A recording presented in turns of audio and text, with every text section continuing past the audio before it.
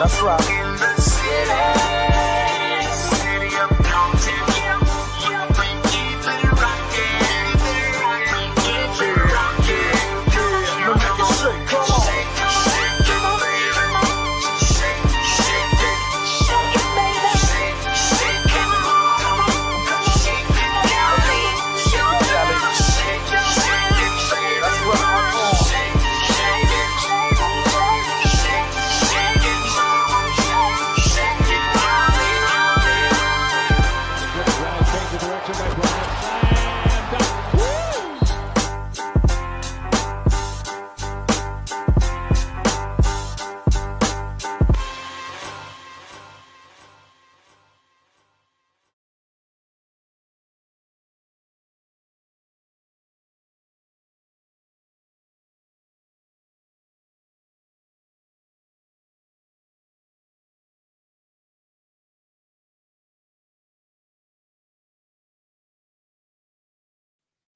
What's up? What's up? What's up? I've been patiently waiting for a track to explode on. You can stun if you want, and your ass will get rolled on. Yo, what's good? What's good? What's good, man? What's good, y'all? What's good, man? Probably get a few more people to. I'll wait for a few more people to come in. You know what I'm saying? You know what I'm saying? I have to come in and chop it up with y'all, man, and see what y'all up to on this Friday night. Y'all probably at the club, you know what I'm saying? Pulling the ugly chick, you know what I'm saying? Y'all know what y'all do. Y'all be at the club with the ugly chick all night dancing. Yeah. You know what I'm saying? Yeah. Or you old as hell right now, you sleep. Wake your ass up. You know what I'm saying? For those on the East Coast, man, for those on the West Coast, man, we pray for you for the wildfires. You know what I'm saying? Uh, looks like y'all got a corrupt government down there in California. Got to figure it out. And I don't know what's going on, man. The world is a terrible place.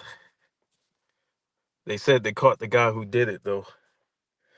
You know what I'm saying? They said they caught the man who's the culprit, the dude who's responsible. You know what I'm saying? But I know y'all at the club, y'all at the club right now, and y'all can't dance. Nah, I'm fucking with y'all, man. How y'all doing tonight, man? I'm gonna wait for a few more people to come in, man, before I get started. Before I get really started, talk my shit. You know, y'all wearing ugly clothes at the club. You know what I'm saying? What's good? What's good? Y'all tap in. Y'all tap in. Y'all tap in. Want to talk some good basketball tonight. Some good basketball tonight with y'all, man. Oh man. So there's been a lot going on too, man. A lot going on out here in the YouTube world. You know, I've been observing. I've been kicking back, observing shit. And I ain't really say too much. You know what I'm saying? But what y'all been into? So Wimbenyama out here dominating. Um, I think hopefully Shea could get that MVP, man. Hopefully he could come away with that MVP. Uh, but it is what it is. If you don't win it, it is what it is. 'Cause that's a good ass Oklahoma City team. Um, see Zion. They say Zion is under punishment right now. I just want to see the dude on the court, man. This is crazy how Zion's not on the court right now. So we'll see. We'll see. Tap in. Tap in. Check. See where y'all at. This is just a random live stream. Ain't nothing really prepared, bro. Just figure I'd chop it up with y'all for a little bit. You know what I'm saying? If people don't come in here, I'll probably you know, turn it down a little bit. Probably shut it down. Yeah, everybody out with Joy Taylor right now? No, I'm just playing. Hey, let me stop. Let me stop. Let me stop. Let me stop. Let me chill. They suspended him.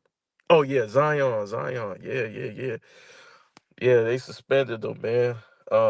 What was it for? I just seen it on my timeline. What they suspended for, man?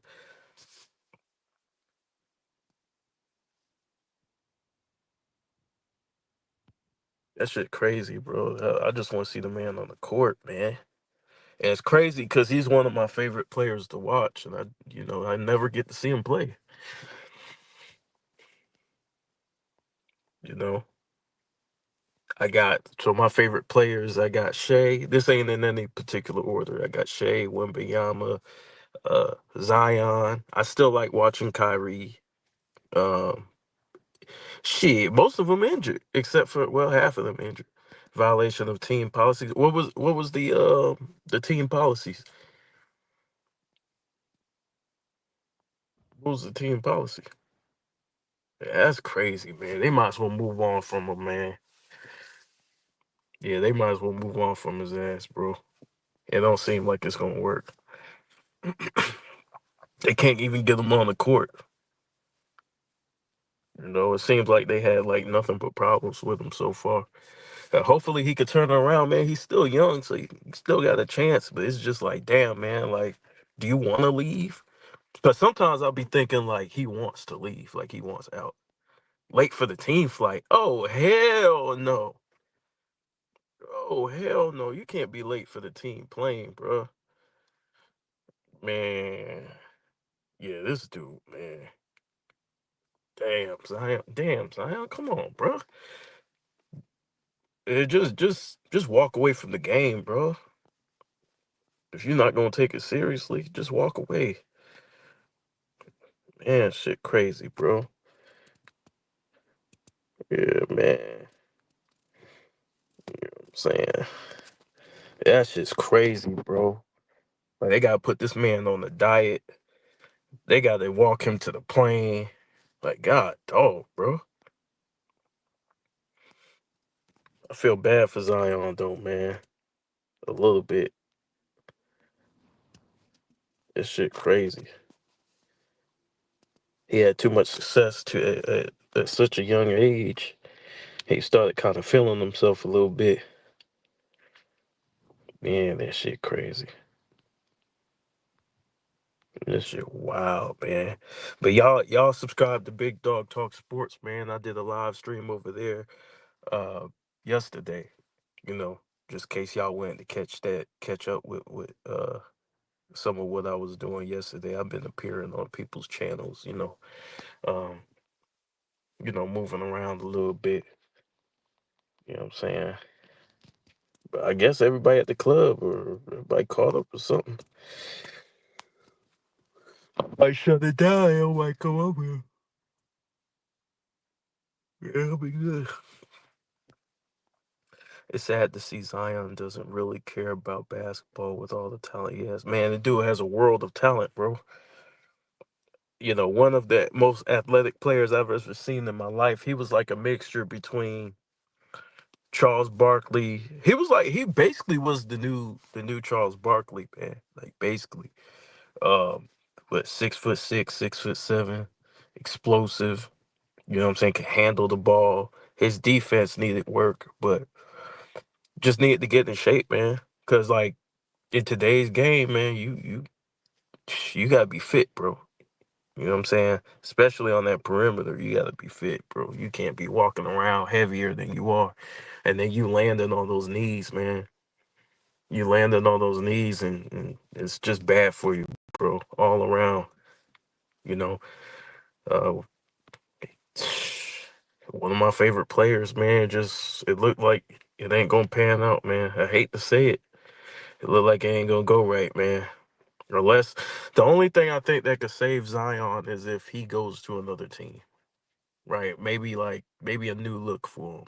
You know, if you the Heat, do you call up the Pelicans and be like, "Yo, look, Jimmy want out. Zion ain't doing shit." You know what I'm saying? I don't know if they. I don't know the contract situation. I'm not a contract guy like that. But for me personally, like I'll make the call if it's possible. Say, yo, y'all want Jimmy for Zion, bro? As soon as he get healthy. Now I know Pat Riley. He'll get him in shape, bro. Period. You know, he wanted to go to the Knicks, I believe, when he was getting drafted. Oh yeah, he definitely wanted to go to the Knicks. He didn't want to be in New Orleans.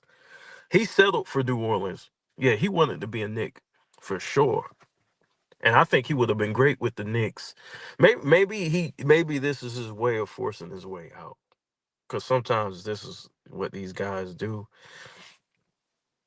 They'll play like shit on purpose in order to, lower their trade value, and then they'll get suspended, and then they'll leave.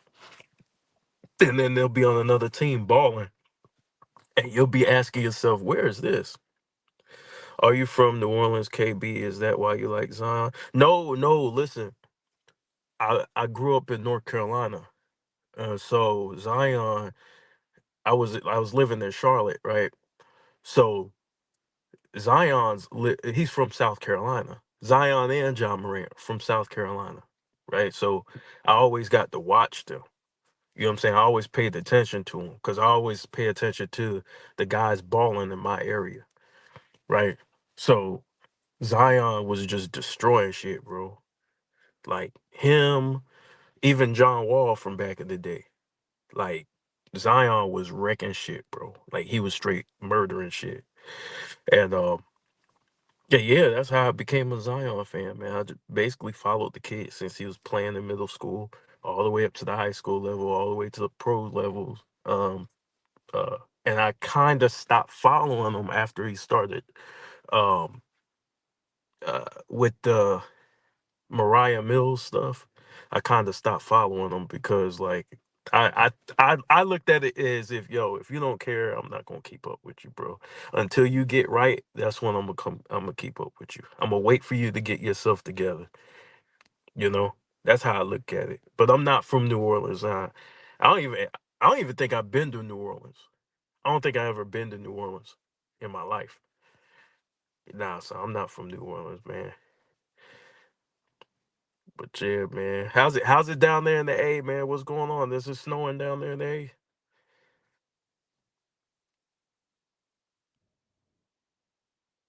I thought you said you from Atlanta. It's snowing like crazy, ain't it? Yeah, it's shit crazy, man. I hate the snow though, man. When I was younger, I used to love the snow. Now I hate that shit, bro. Cause all it does is stop me from making money. you know, it just makes it more difficult to get out there and get my money. We got a lot of snow. Damn. Hey, I bet you rather have snow than your house burned down right now, cause it's it's crazy on the other side of the United States. So and no insurance neither. They killed me with that shit. I was about to die when I heard that shit. I said no insurance. All those people's homes, no insurance. But man, God bless those people out there in Cali, man. You know, hopefully they all safe, or most of them are safe. You know, it's a crazy situation, bro. And shout out again to Derrick Rose for the retirement. You know, one of the best players uh, that I've ever seen play the game. One of the most athletic point guards ever. He might be the most. I mean, you got Russell Westbrook and John Wall. Yeah, you got John Wall, Russell Westbrook, and Derrick Rose. Who do y'all think is the most athletic out of those three? because I think it's really between Derrick Rose and Westbrook. I'd go with mm, Westbrook is athletic as hell. I might have to give the edge to I don't know because that speed, Derrick Rose speed is ignorant. The end times must be near because we got all these shootings then fired now. It's snowing in the south. What all hell broke loose, bro. All hell broke loose. It might be close, man. It might be close for real because we live in some weird times, man. We live in some times that I never thought we'd be in, bro. Like the truth is a lie and the lie is the truth right now, bro. Like and people believe lies, bro. People telling lies, believing lies, you know, uh you got it's just crazy, bro. It's just crazy. Maybe it's always been like this and now that I'm older, I'm starting to really see the world for what it is. But man, the world just full of lies, bro. It's just full of bullshit for real. But man, who y'all got though? Y'all let me know who y'all got. Y'all got Westbrook or D Rose as the most athletic point guard or somebody else. I don't see how it could be somebody else, but who do y'all have as the most athletic point guard? Because I want to give it to Westbrook, but a part of me, yeah, probably Russ, but a part of me is thinking D Rose just because the speed, bro. Like the way he coming downhill, yeah, that shit. I ain't never seen nobody that fast, bro. Come downhill like that. But yeah, man, yeah, I'm not sure what's okay. So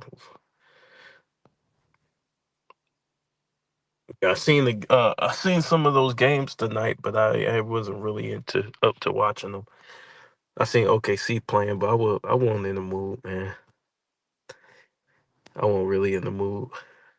I just wanted to chop it up with y'all, man. I thought Zeddy Perry be at the club, spilling this drink, getting his two step on. Are you in the A too? I know you go out.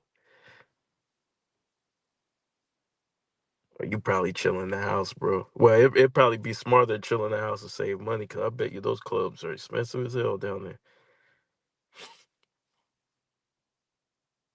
What's your next watch party gonna be? I don't know, man. I want to do my watch parties. The only problem is that like my schedule, like it just takes a lot of time to do the footage, to find the footage, do the footage, edit the footage, add my twist to it. Uh and like it's a lot of work to do the watch parties. And I love doing them. It's just I gotta sit down and have time to do it. I gotta deal with my kids. I gotta, I drive a lot more than I did before now. Because I work for myself. I gotta get my own money out here. So it's just I'm gonna try and do another one though, man. But it's just hard to kind of uh um sit down because I don't really sit. I be on the road. Like even when I was doing Big Dog's live stream, I was on the road. Little CJ, what's good? What's good, CJ? CJ from San Andreas. The Knicks got their ass whooped. Hey man, OKC ain't no joke, man. OKC ain't no joke. I'm gonna have to catch up on the highlights. I was just too tired to watch the game. I just, how sometimes you want to watch a full game, but you don't feel like it, and you be like, "Nah, I'm gonna skip tonight." Even though you kind of want to see it, you just be like, "Ah, I ain't in the mood, man. I'd rather chop it up for y'all." Damn, they got their ass whooped. But was it a game where it was close? Like at first, like the first half, when did they pull away? In the fourth or the third? When did they pull away? Or was it just never? They were just never there from the beginning. But people like, yo, telling you, bro. Hold on. Oh, what up? What up? What up? What up? What up? What up? You watch that Thunder game? Nah. I heard they whooped it. Damn, 77-47 in the second quarter. They got their ass whooped, bro. God, dog, the Knicks. I know objective Knicks fan ain't being objective right now. Yeah, he live right now. I know that nigga mad as hell. I know he probably chewing them niggas out.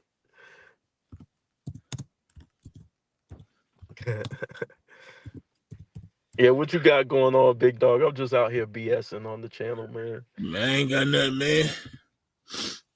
Ain't Man, got nothing at all, bro. Man, I'm over here just bullshit, man. I'm talking about different subjects and shit. But I wanna talk about something, right? What? I want to talk about something. I want to talk about Gilbert Arenas. Oh Lord. So Gilbert Arenas, apparently he did a player's choice tonight on their channel. The Knicks was born their own team. Oh, I could see that. Damn, yeah, bro. New York fans don't hold back. But yeah, he was so he was on player's choice, right? Talking about Kobe and Shaq. And this my problem, right? Mm-hmm. We all know this shit at the end of the day, it's opinionated, right? Yeah. Everybody got their own opinion, and it's cool, right? Nobody's forcing you to believe that Kobe's this and Kobe's that, right? But I hate the way they present information, right? Because like, and I'm not talking about player's choice. I'm talking about Gilbert Arenas specifically. Like, yo, you present information as if Kobe just benefited off Shaq and Shaq didn't benefit off having Kobe. Like it's Right. just it's a one-sided fucking argument. Dog, and when people like try to say, man, all he said was this, or like, bro, you know what he's trying to imply, bro. Like, come on, man. Exactly, but he keep doing it. And then you know the shit that I don't like, as he like to play innocent, like, oh, I won't doing nothing, like just like tonight, he said how Kobe Shaq was getting double teamed and triple teamed, right? And how Kobe would be wide open because Shaq's getting double teamed and triple teamed. That's not what happened. I got the footage. Usually when they double from the big man position. Because the lane was already congested, and they would double off Robert Ory's man or whoever was playing power forward. Right. They didn't double off Kobe's man, bro. Not that often. Sometimes they did, but not the way he's trying to portray it. And so it's a whole bunch of fucking lies, bro. It's a whole bunch of narratives, man. I mean, they do that, bro, and people fall for it. It's like they play word games, bro. Well, all we said he was the second option. Now y'all trying to make it seem like he was just like a See, I don't want to say this because people gonna think I'm trying to play him. Scottie Pippen. There's nothing wrong with being a Scottie Pippen, but Kobe Bryant wasn't Scottie Pippen, bro. Exactly. But see, that's my point, right? So I want to play something for you right now, right? I want to play something for you because I was told that this footage didn't exist and that I make shit up. So I'm gonna play something for you, right? Y'all check this out. Yeah, I think if you're worried about useless titles, you know, when I was young, I worried about useless titles, but when I stopped worrying about useless titles, start winning championships. In my Laker runs, I wasn't the best player on the team. I knew that, but I knew I was the most dominant. So I knew my role, I knew what I had to do. I wasn't worried about a useless title. So if those two young gentlemen are worried about useless titles, who's the best on the team, whose team it is, it will definitely affect them tonight. Jalen has been playing well, and that's why when you're a boxer, the one or the two can knock you out. You know, Tatum does a great job of getting everybody else involved. He's a little different than myself, Steve, and Grant, because at this point in our career, I'm going to get it, man. I'm letting the world know. But he came out, he used his aggression, He let everybody get involved, which gives this guy, Jaylen Brown, room to operate. So again, if these two young gentlemen are worried about useless titles, whose team it is, who's the best player, not only will it affect this game, but they will lose the series. So you heard that? I heard it loud and clear. So all these motherfuckers be telling me, looking at me, acting like I'm crazy, when Shaq himself said he wasn't the best player on the team. And do you know why he doesn't think he's the best player on the team? Why is that? For basketball reasons. He's looking at the game of basketball. He's not looking at stats. He's looking at what Kobe brought as far as his skill set, as far as him being a closer. Wait. He's not talking about finals MVPs? He don't give a fuck that. Bro, none of them niggas, bro. They look at finals MVPs, don't get me wrong. Like, but I'm not saying, when I say I don't give a fuck about finals MVPs, I'm not saying they don't matter. I'm not saying they don't mean something. I'm saying you can't use it in an all-time argument. It doesn't make any sense. And the reason why it doesn't make any sense is because it's inconsistent. For example, Steph Curry. Steph Curry is the best player on the team on 2015 Warriors. That's a fact. What does Andre Iguodala winning the Finals MVP take away from Steph? That means Steph wasn't the best player, sir, according to them. Like, I got guys being like, well, I think Pau Gasol should have won it in 2010. Okay, first of all, no. But second of all, even if he did, what does that mean? That means he the best Lakers, sir. Like, we just gotta stop being stupid, bro. We gotta stop being stupid with this shit. But you know what's so funny though? Like, you know, there's a certain group of people that use that Finals MVP talk, right? But then they'll put Kareem Abdul-Jabbar so high, and he only won that award twice. Yeah. That's what I'm saying. That Finals MVP junk is fake. They put Kareem Abdul-Jabbar so high, but he only got 2 Finals MVPs. That's why I said overall, it's good to have, but overall, that it don't mean nothing. In the grant, when you're trying to figure out who is the greatest player of all time, when you're going from era to era, awards don't mean nothing. Like, imagine, right? I play in the finals, right? And say I win Finals MVP. Let's say I average 24 points, 8 rebounds, 6 assists or something, right? And then next year you go to the finals and your team win, and you average about 31 points, 9 rebounds, 8 assists, but you didn't get Finals MVP because your teammate put up about 35. Dog, that don't make me better than you. You know what I'm saying? That's not how it works. Like, that that don't make me better than you, yo. It's just not how it works. You know what I'm saying? Like, when we talk about the best player, we're talking about strengths and weaknesses. Yeah. Kobe a sidekick, but he averaging 30. Like, get the hell out of here, yo. Like, this shit dumb, bro. But then he tried to diminish the shit. He tried to diminish it and be like, nah, but he was wide open. No, nigga. When they double team Shaq, they would usually do it from the power forward position. That's what happened. You could go look at the film. Kobe was not just wide open shooting shots, bro. Sometimes he got open, but it's not like he's just alone. And the whole one-on-one thing doesn't mean shit because a lot of players go one-on-one, especially in the playoffs. Right. They'll go one-on-one. It doesn't make any sense. I could pull up footage, a whole series of niggas going one-on-one. But somehow Kobe can't do it. Kobe has to be restricted. And then they say, oh, he should have put his pride aside and stayed with Shaq. First of all, his pride ain't really had nothing to do with it. It was Jerry Buss's decision. Yeah. Oh, go ahead. No, you're right. No, go ahead. Yeah, it was Jerry Buss's decision, and Shaq had a problem with Jerry Buss. He wanted money. Yeah, he wanted a whole bunch of money, but Shaq started getting out of shape and stuff. Exactly.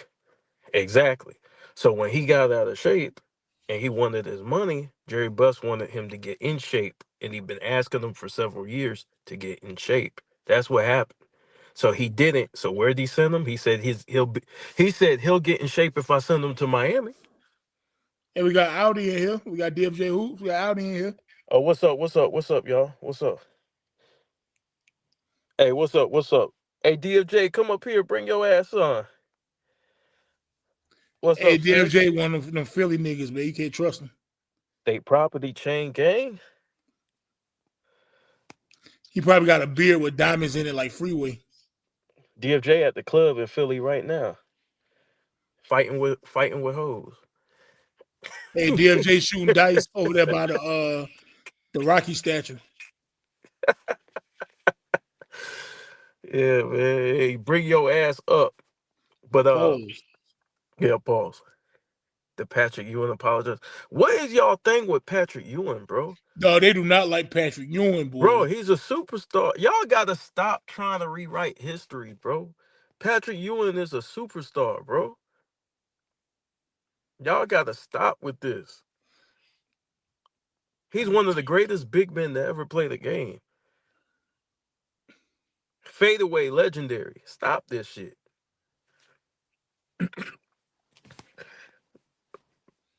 His DOJ at Diddy party fighting with some frost. He's fighting over the frosted flakes.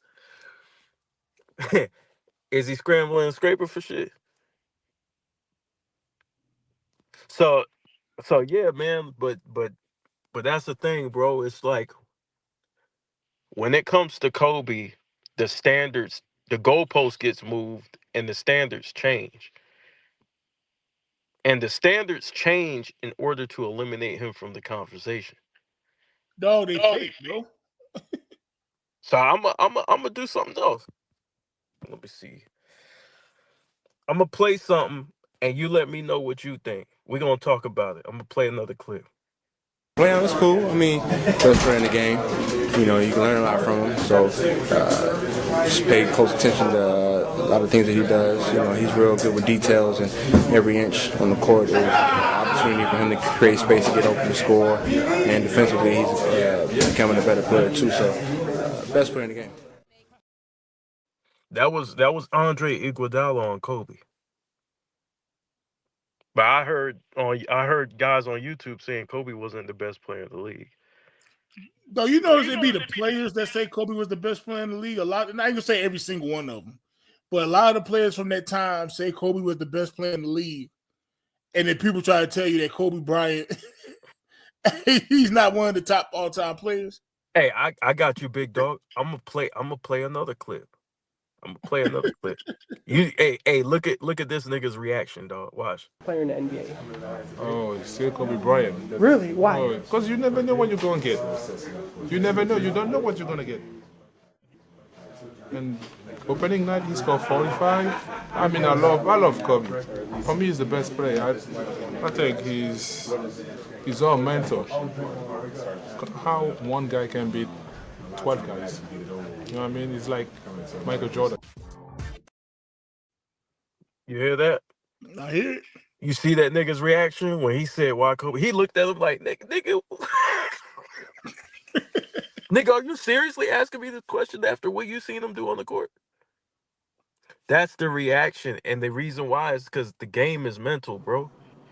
What's good, Bookie? What up, though? What's good, man? What you got? Yeah, man, I don't look when that video I see with FY, I made that video talking about Kobe, one of the most overrated defenders. I don't take him serious. He the same dude that said Scottie Pippen deserved to be top 10 all time, and Scottie Pippen is better than Hakeem. So I don't listen to that dude. Wait. Oh shit! Nah, he ain't say that, bro. Yes, man. Nah, yes. bro, ain't no way in hell, bro. Yes, sir. He going too far. Nah, hell nah.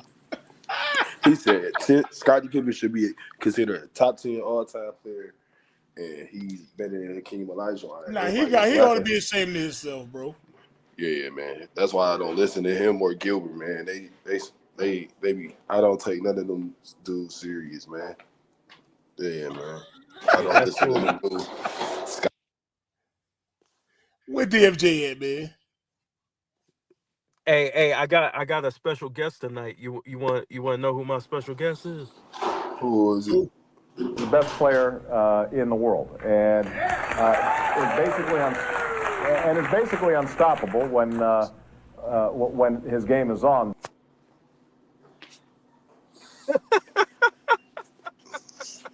Yeah, man. Hey, the whole fucking world knew who the best player was. Where Man, the fuck has these niggas been?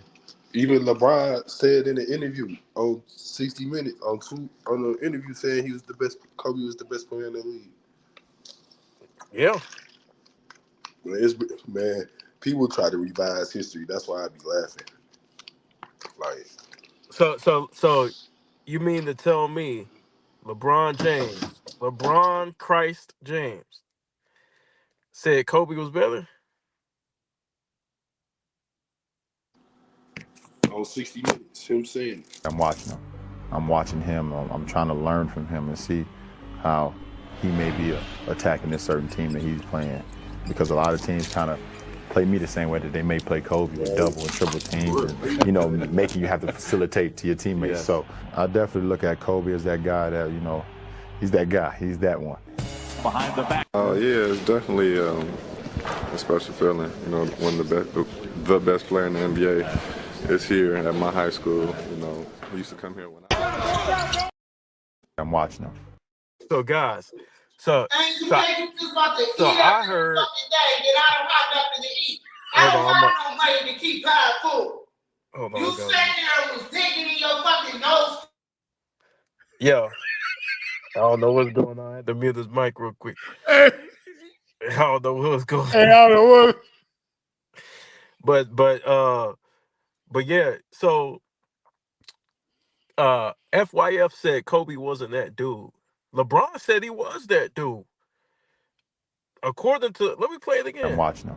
I'm watching him. I'm trying to learn from him and see how he may be attacking this certain team that he's playing, because a lot of teams kind of play me the same way that they may play Kobe with double and triple teams, and making you have to facilitate to your teammates. Yes. So I definitely look at Kobe as that guy that he's that guy. He's that one. Behind the He's that guy. He's that one. Right? He said he studied him because he might be guarded the same way Kobe was guarded, because Kobe was double teamed and triple teamed constantly. Right? So one guy said he's not that guy. The guy who's he's saying is the best in the league is saying he's that guy. Who should we You gotta make believe? it make sense, bro. Who should we believe? Who should we go with? Ain't no make it so bad. All the people saying Kobe's not that guy, they don't have to agree, right? But to talk like it's nonsense to say he was that guy, that's when I know you just being, I'm trying not to curse as much, but you just lying. Like to act like it's like he's just overrated and he's not deserved to be mentioned to be that guy is BS, bro. And that's why they start talking all this dumb stuff about MVPs and finals MVPs and all. Bro, the dudes that stepped on the court, they said otherwise. When I watched the games, I saw otherwise, bro. It's not one or two people though. Like if it was one or two people, you could be like, all right, bro, it's damn near half the league, bro. It's damn near half the league. But I want to play something for you guys. I got something else. With the shot clock down to 7, it's Bryant who has started 2 of 3. He's unbelievable. He is the best player in the NBA, the most talented player in the NBA. Like he said, he can get any shot anytime he wants against this team. Dash for That's 06. So fuck what anybody else talking about. They can say whatever they want. And I can illustrate how Kobe was the best player in the NBA by talking basketball. I'm talking about on the court shit. The shit that people don't want to talk about. Yeah, but that's why, I refuse. Like I said, we all can have separate opinions. I have no problem with that. But I refuse to let people just tell me straight nonsense like I'm dumb, bro. Like I watched the games, bro. See, we were there. We were there. So I don't have to. It's not hard for me to find shit because I experienced it. I know what to look for. You can't fucking fool me. You can't fool me with this shit. Nice try. Bro, imagine, right? Imagine you watching basketball late 90s through the 2000s and somebody try to tell you Kobe Bryant. They try to tell you Kobe Bryant ain't one of the top players of all time. They start putting people like David Robinson above him or Scottie Pippen. It's like, bro, you don't get the hell out of here. Yeah. But I was told on the stream that Kobe was the best player of the 2000s. Then you go ahead, you do a live stream saying he wasn't. So I'm confused. I don't know which version of you to believe. But I'm gonna play another NBA player.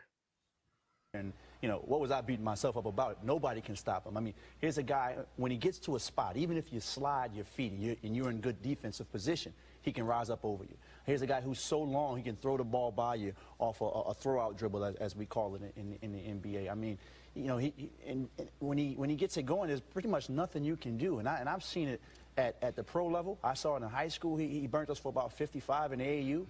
Elton Brand was my teammate in that game, so he may remember that as well. I mean, Kobe Bryant he's a guy who's made himself. Here's a guy who was the first guy at practice every day. Broke his wrist one time, was still the first guy at practice the next day. Wow. So, I saw firsthand why he's the greatest. And you saw this and experienced this, John, before he became the Kobe Bryant of today. So when you're having those NBA practices, you don't know yet that he's going to become this. So that played with your psyche. Now, this is probably his third or fourth year in the league. So, I'm coming out of Villanova, and I'm trying to establish myself on this Lakers squad as well. But, not being able to stop a guy who was actually younger than me, because I'm 1 year older than Kobe, really upset me a lot. But, I sit back now, and, I'm sitting on TV talking about him. I mean, Kobe Bryant is a worker, and he's made himself the best. And I can guarantee you if they have practice tomorrow, he'll be the first guy there as well. So you didn't know what So he made himself the best. No, I ain't see that dude in a long time, bro. Dang, I ain't it's probably because he said shit like that. Dog, yeah, he played back in Villanova back in I think 95-ish, 96-ish. I ain't seen him in a long time. But I want you to notice something, how he didn't bring up a stat sheet. He didn't say, box per plus minus, box per 38 PR. He didn't say none of that shit. They look at you like a fucking weirdo when you talk like that, bro. Oh, he played in the league. He played in the NBA 1 year. Got him a ring with the Lakers in 2000. Okay, he got him a ring. It's 1 year. All right. Shout out to him. What you got, DFJ? Salute. Hey, hit the like button, yo. Subscribe to the Kobe Bryant Film Room. Subscribe to Big Dog Talk Sports. Appreciate it. Yeah, the Patrick Ewing apologist and the baby old bandit. What is this with Patrick Ewing, bro? What is this? Now, listen, I mean, I'm a Sixer fan, so I don't like the Knicks. So any Knicks player, it's not just Patrick Ewing. I'm gonna go at every Knicks, but I never said he's not no Big superstar. Dog left. But I ain't never said. Oh, hold on here. Alexander X, what's good, baby? What it do, baby? Hey, good evening. Can you hear me? Yeah, I can hear you loud and clear, bro.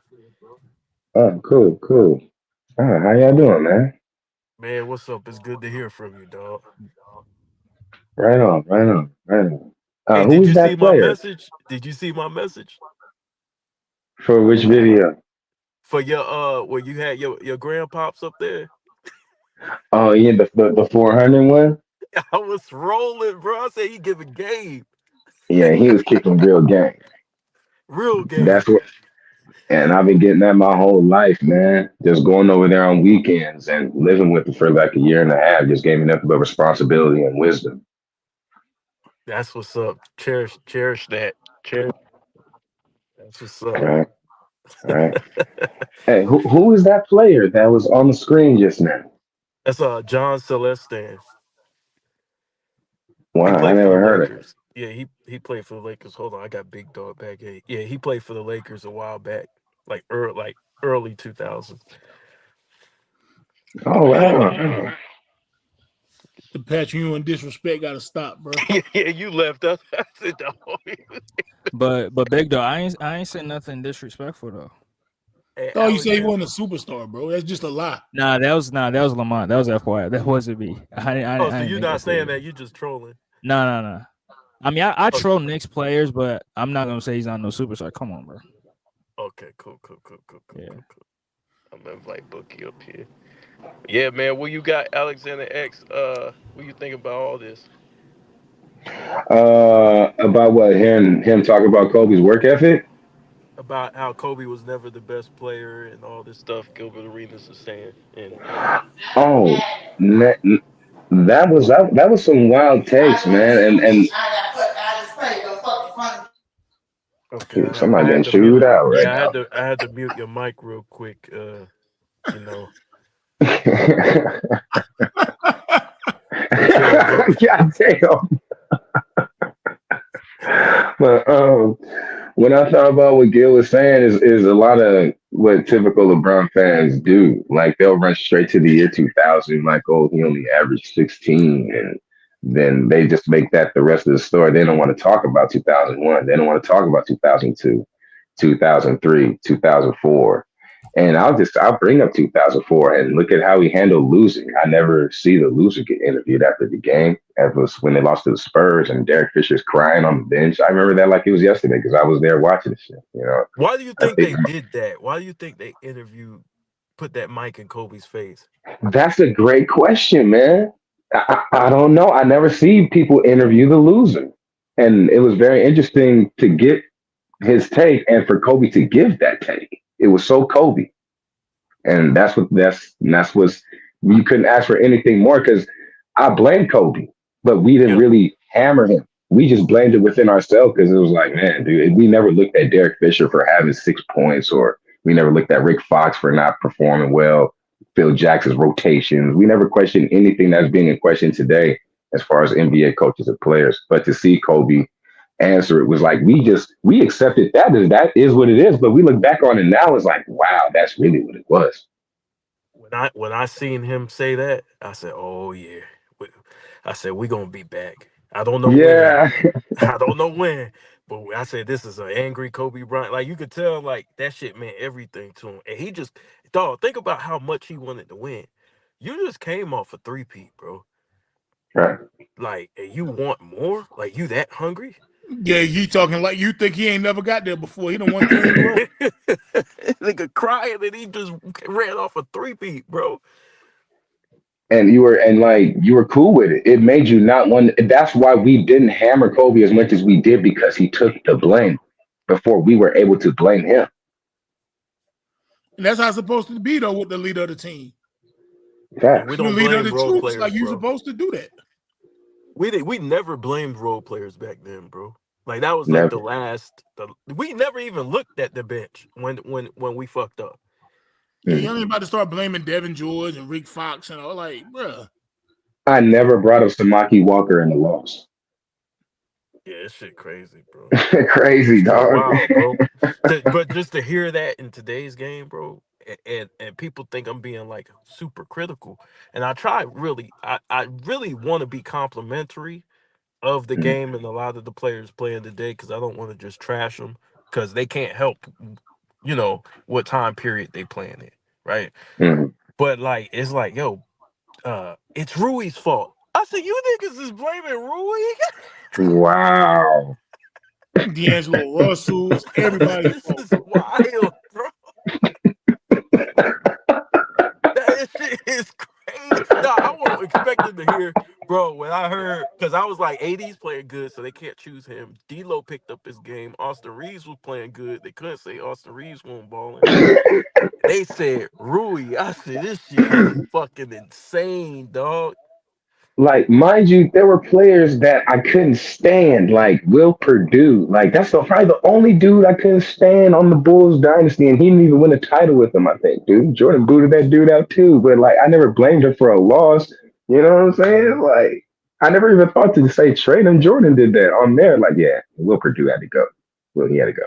But that's that. But today, everybody's to blame, and that is wild, except for the primary star, who we always seen take the blame, and that was on every team.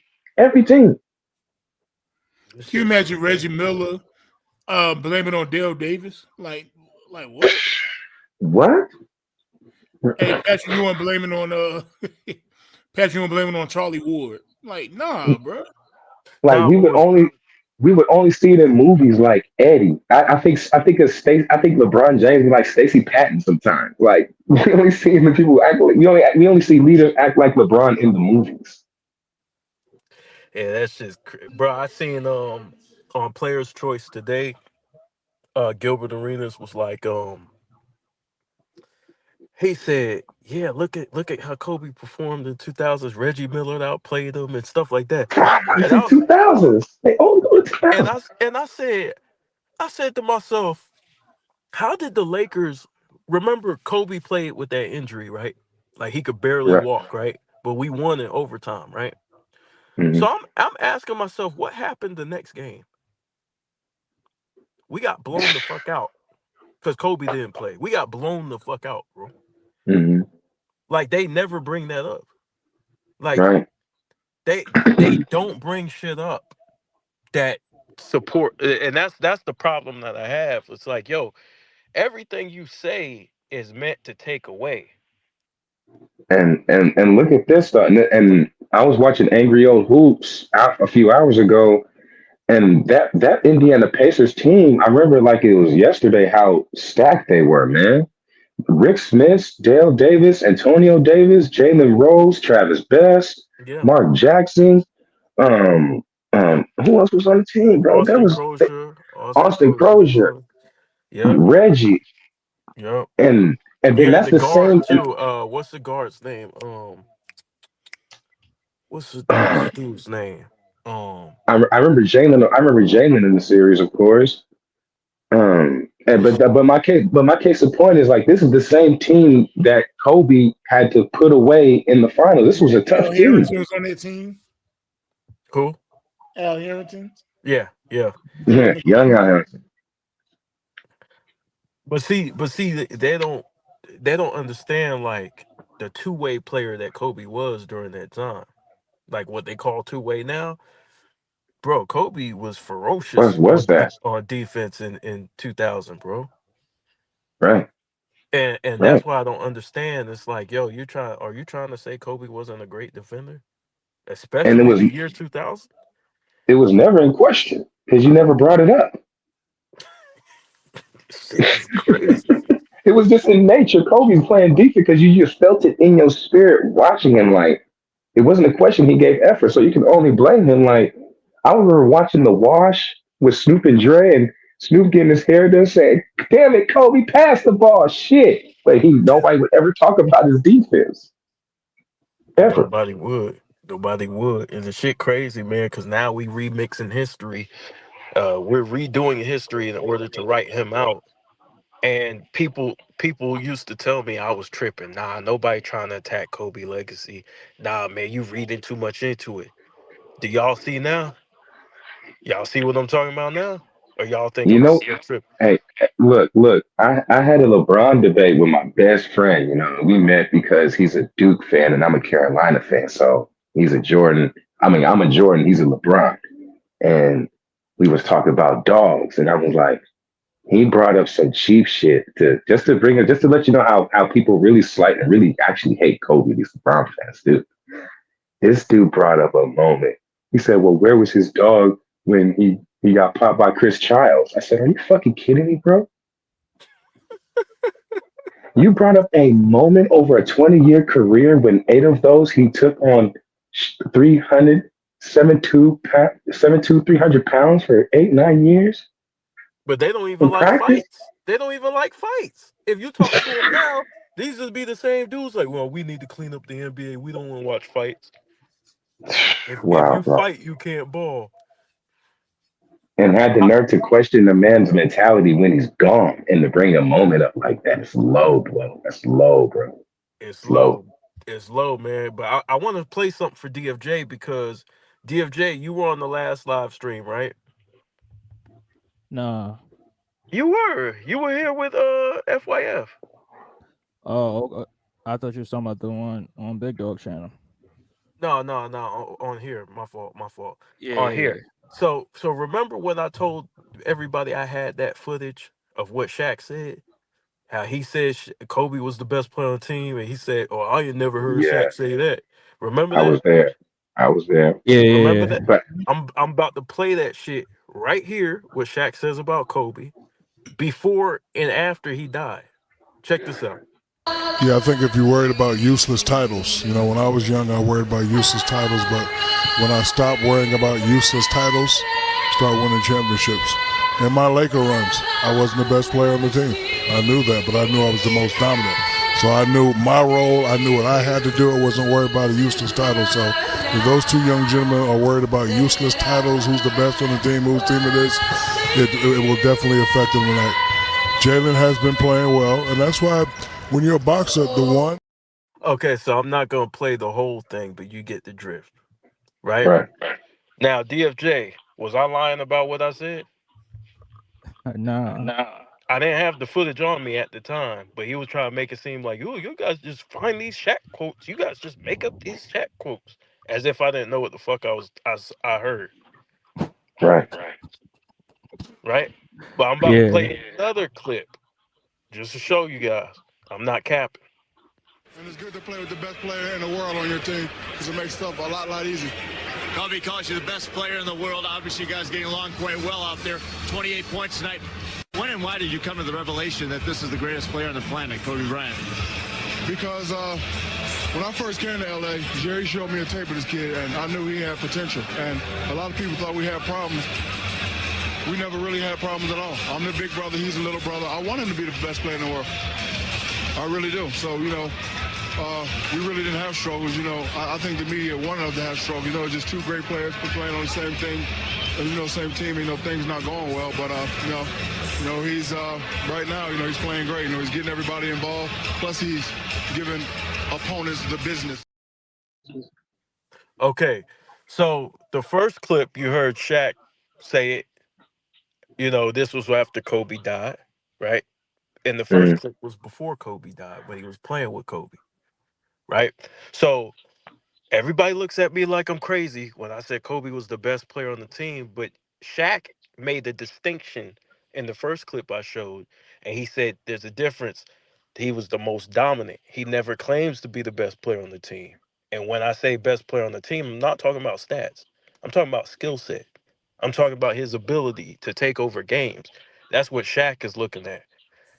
Is that Shaq didn't have the ability to take over in the clutch like Kobe did and do all those other things that he did on the court as far as uh scoring and from different areas like outside the paint mostly uh an elite playmaker. Even though Shaq could play make, you know, he's looking at the overall picture. He's not looking at numbers.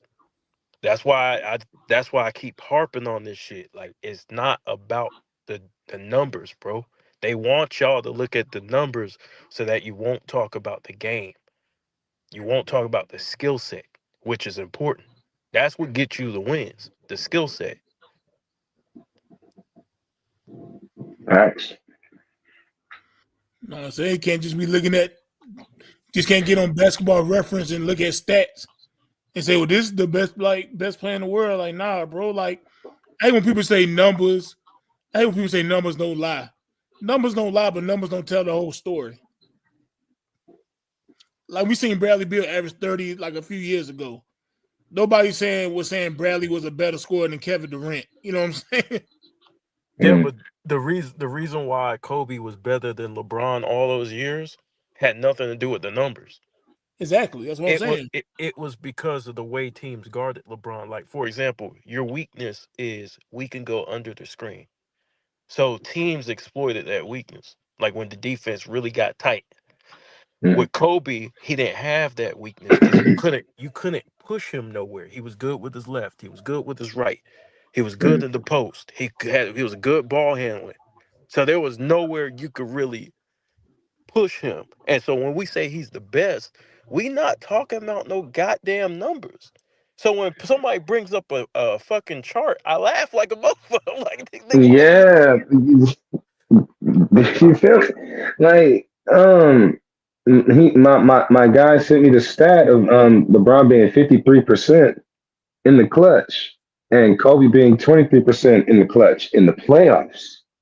But I said, well, we do live in a world where they were on the same team in a clutch moment for a championship. What more could we ask for? We've seen it happen, and that's that. And I always stick to that. I always stick to film and legends' word for it versus the numbers. Bird, I read, is like 28th on the scoring list, but how many people's top 10 is he in? Yeah, exactly. And when you think about Bird as a 3-point shooter, does he have the highest percentage? Does he have No. JJ not used that against him against Mag Dog. Like she used Bird's shooting percentage to discredit Bird as one of the greatest shooters of all time, even if it was from three or not. it don't make any sense. And so the way they looking at the game is under the new way, the analytic way, right? Because you had the old way, the game was judged, and now you have this new thing called analytics. And I brought it up on Big Dog stream that Josh Smith was talking about how he was trying to shoot more threes. Right, Yeah. he was trying to shoot more threes because the coach told him to shoot. No, he was trying to shoot the mid range. Excuse me, he was trying to shoot Mm. the mid range, and the coach told him to shoot threes. Right, the coach didn't want him shooting the mid range, and so Yeah. it's a new way of playing basketball, you know, and looking at the And, and game. and at the worst time, he was the worst 3-point shooter of all time at percentage wise. But there were some games where he was lighting shit up, man. As a lefty, I remember him. Mm-hmm. Mm-hmm. I remember Antoine Walker used to chuck it up too, man. With Paul next to Paul Pierce. I'm like, damn, why's Antoine Walker shooting so many damn threes? Yep. I honestly really think this could be really faint, but I just believe like they just want to get their 3-point rating up on the video game. Hey, the Boston Celtics on the old NBA Live. Hey, they Yeah. won. Hey, Antoine Walker, Paul Pierce, was it Walter McCarthy? I'm not That sure. Boston Celtics teams on NBA Live. And I would put Yeah, them in. not Live 99. Live 99, yeah. I remember that one. I had the I think it was more 2000 like with Duncan on it with Jordan's back. 2002. I think it was more like 2002 when they had I think they had Joe Johnson. I think it was Yeah. 2002. They had like I had put a lineup out there where everybody was hitting threes. I think they had Rodney Rogers on that team. Mm-hmm. It was like Mhm. 02, 03. It's Yeah, I just like. remember them early Celtics teams. Yeah, Antoine Walker just shooting hella threes. Mm-hmm. But it's just like Zion Williamson, right? Zion Williamson, when he was playing, he was around 60% field goal percentage, right? Mhm. And he was putting up what, close to 30? Like, he was dominating, but nobody's gonna call him the best player in the league, right? Like, Right. you have to, just like Wembanyama. Look at Wembanyama's stats right now. Nobody's gonna call him the best player in the world, but he's still a up and coming great player, right? Mhm. But it's not based on the overall, you know what I'm saying? Like, it's based on what he's able to do, like his skill set. Like his skill set and really his physical features as well Mhm. make him who he is. You're not gonna see his 7'4" frame on the stat sheet. You're not gonna see, you know what I'm saying? You're Right. not gonna see that shit. You're not gonna Another see him alter shots, like change the trajectory of shots. That's not gonna show up on no damn sheet. another perfect example is right 2011. Somebody in the future gonna go back, see Derrick Rose stats, and they're gonna ask something stupid like, "Why did he win MVP?" Mm-hmm. They're gonna look Mhm. at his stats. Oh, he averaged 24 points and 7 assists. Like, that's not the MVP. But dog, if you watch the games, you see why he was the MVP. Like, he damn near should have been unanimous. He was dominating. He Yeah, was he was dominating dominant. every single point guard that was in front of him. And that dunk he did on Dragic for the Suns with that 2-hand throw down when he like threw it through, it's like woo. that two-step gather Yeah. when he that was like, bro, this is the MVP. This is the But MVP. think about it. His speed ain't showing up on the stat sheet. How fast he That moves, ain't it. that shit ain't showing up. like, like niggas. But you have to watch him on the court and be like, God damn, like yo, this nigga like really is like the fastest player I've ever seen. Didn't he get hurt in like game one against in the first round? Something like that? Did he? Of that series? I don't remember what round it was. I know Thibodeau had him out there a little too long. Yeah. Wasn't a young Jimmy Butler on that team? Yeah, yep. Young Jimmy Butler, real young. Joakim Noah? Mm-hmm. Oh, Ben Gordon came in for Derrick Rose. That's who was coming through in the clutch. Yeah. Ben Gordon had a great years with him. Ben Gordon could ball, man. Yeah, he could ball. Yeah, he could light that shit up. He come off the bench just squeezing. Yeah, man. And then out of UConn, he was doing work, man. That T-shirt. Mm-hmm. Somebody Yeah, said Ben. Antoine Walker would have made generational wealth today. So he's making it back then. Yeah, he was getting paid back then. He made it back then, Horizon Vibes. And the sad thing about Antoine Walker, man, like you know how you don't see a player for a long time, do you just randomly watch a game, he show up?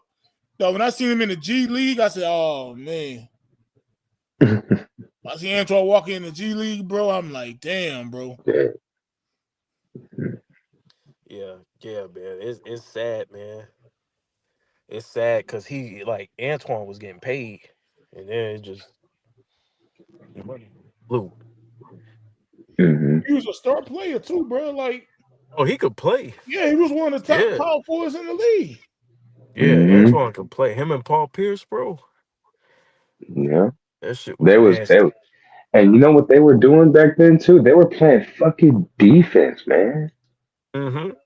They were playing defense. As many threes as he was shooting, he still was playing defense. I remember those playoff games against the Indianas and the Detroits, where it was like 73 to 79 in the 80s still and stuff like that. You know. Oh, we played defense in the 2000s, bro. Mm-hmm. That was a must. Mm-hmm. That was a must. But I want to play another clip for you guys, right? Hold on, before you play that clip, dog, we forget to talk about Antoine Walker when we talk about power force in the early 2000s. Oh yeah, Mm-hmm. yep, We forget about Antoine Walker, man. yep, yeah. He was a beast, bro. He could shoot that shit, bro. I'm telling you, Antoine was a good player. All right, I'm gonna go ahead and play this clip, and y'all let me know what y'all think about the clip. Who do you think's the best player in the world right now? Kobe Bryant. Kobe Bryant. Because he is. And I'll argue anybody down about that one. That is the best player in the league. No disrespect to any other player, but Kobe Bryant is the best player in the NBA. Is it his game, his mentality? It's everything. He's along the mental line of Tiger Woods and Michael Jordan. So that's what makes him great. I think it's wonderful. I think Kobe. He's not in the conversation with Michael Jordan. He don't belong in the same sentence as Tiger Woods. He was a bum, a nobody. Man, what y'all think about that clip right there? Oh, the Polynesians. He played for the Jazz. Did he go against Jordan too? Yeah. Yep. He was actually drafted by the Bulls. Wow. He was traded. Yeah, for Scotty. Yeah. I never heard him say that. I never heard him say that. Yeah, he would. Yeah. Yeah, he could play too. He could play too, but yeah, so you see how he didn't really bring up no stat sheet, nothing, no shit like that. You know what I'm saying? Like a lot of these guys, man, they looking at your game. They looking at your Right. overall intensity on defense, your attention to detail. They looking at it. Can you read defenses? Right? The ability to adjust on the fly. They looking at all that shit, bro. Yeah. Instincts. Instincts, footwork. That shit ain't gonna show up on no fucking stat sheet. Stop Excuse this me. shit, bro.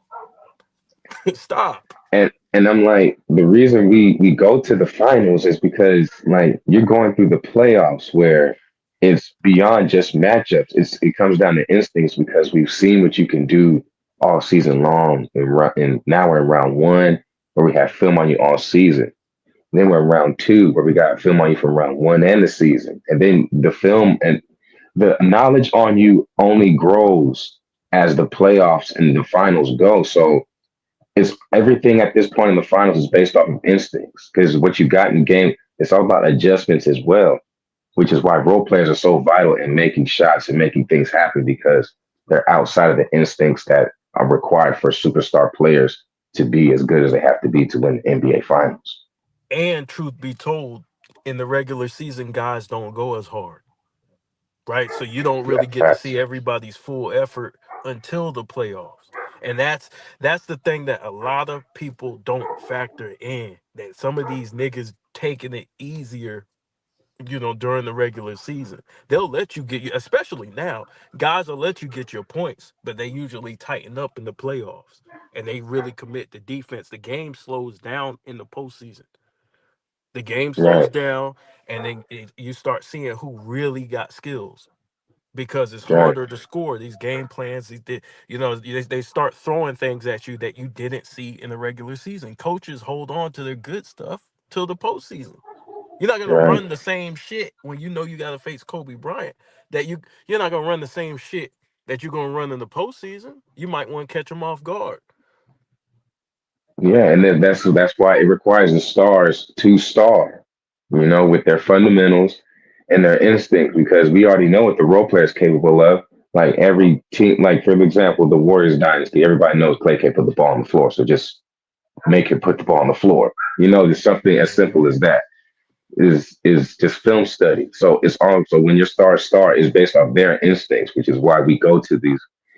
Just we used to just go just to the finals, but Yeah, the modern player narrative has been, oh, what happened the second, first, and third round. Well, now y'all making us look back on how tough the East was. Like, oh, dang, Jordan had to go through Shaq and Penny, and oh snap, he had to go through the Pistons part two in the Knicks. He had to play Grant Hill and Dumars in the season. I don't think he played him in the playoffs, which would have been a dreadful matchup too, I believe. But the East was stacked. They made us look back and say, man, Jordan averaged, I think, 43 times in the series. Like the further we go back and the closer we look at Mike and Kobe, the weirder the stats and film gets. But go ahead. it's what the game is about. The game is about competition. The game is about you playing against the best of the best in your era, right? In your Facts. era, you're playing against the best, right?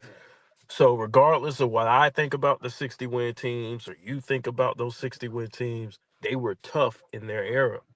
Whoever's era, right? We could choose now, we could choose the 2010s, we could choose the 2000s or the 90s or the 80s, or even go all the way back to the 50s. If you faced a team that won a lot of games and they were the best team in the league, then that's the epitome of facing great competition. That's what it's about. And Right. you deserve credit for beating them. Yeah, and the Jazz, the 1998, with the Bulls as old as they were, the Jazz won 61 games that year, I think, or 62 games. Mhm. And I think the Seattle Supersonics, they won 60 something games. They won like 65 games. Yeah, that's insane. And what's insane about the 1998 Bulls is that they still finished first in the East, which was second in the NBA to the Jazz. But take this note, Scotty missed 38 games. Yeah, yep, yep. That's how great the And they Bulls were the were. oldest team in the league. Yes, just beat them off there. Just so when Jordan says, "Yeah, can they have gone for seven in the last dance?" We say, "Can they have gone for seven?" Of course, I say, "Yeah, they would have got seven with like another 60, 70 wins." It would have been a grind, man. But that's the thing, man. It was a dogfight, bro. Like and and and so look, you want to And give then I see, credit. and then I see Kobe having a non-top 75 player in the finals 3 straight years and winning two.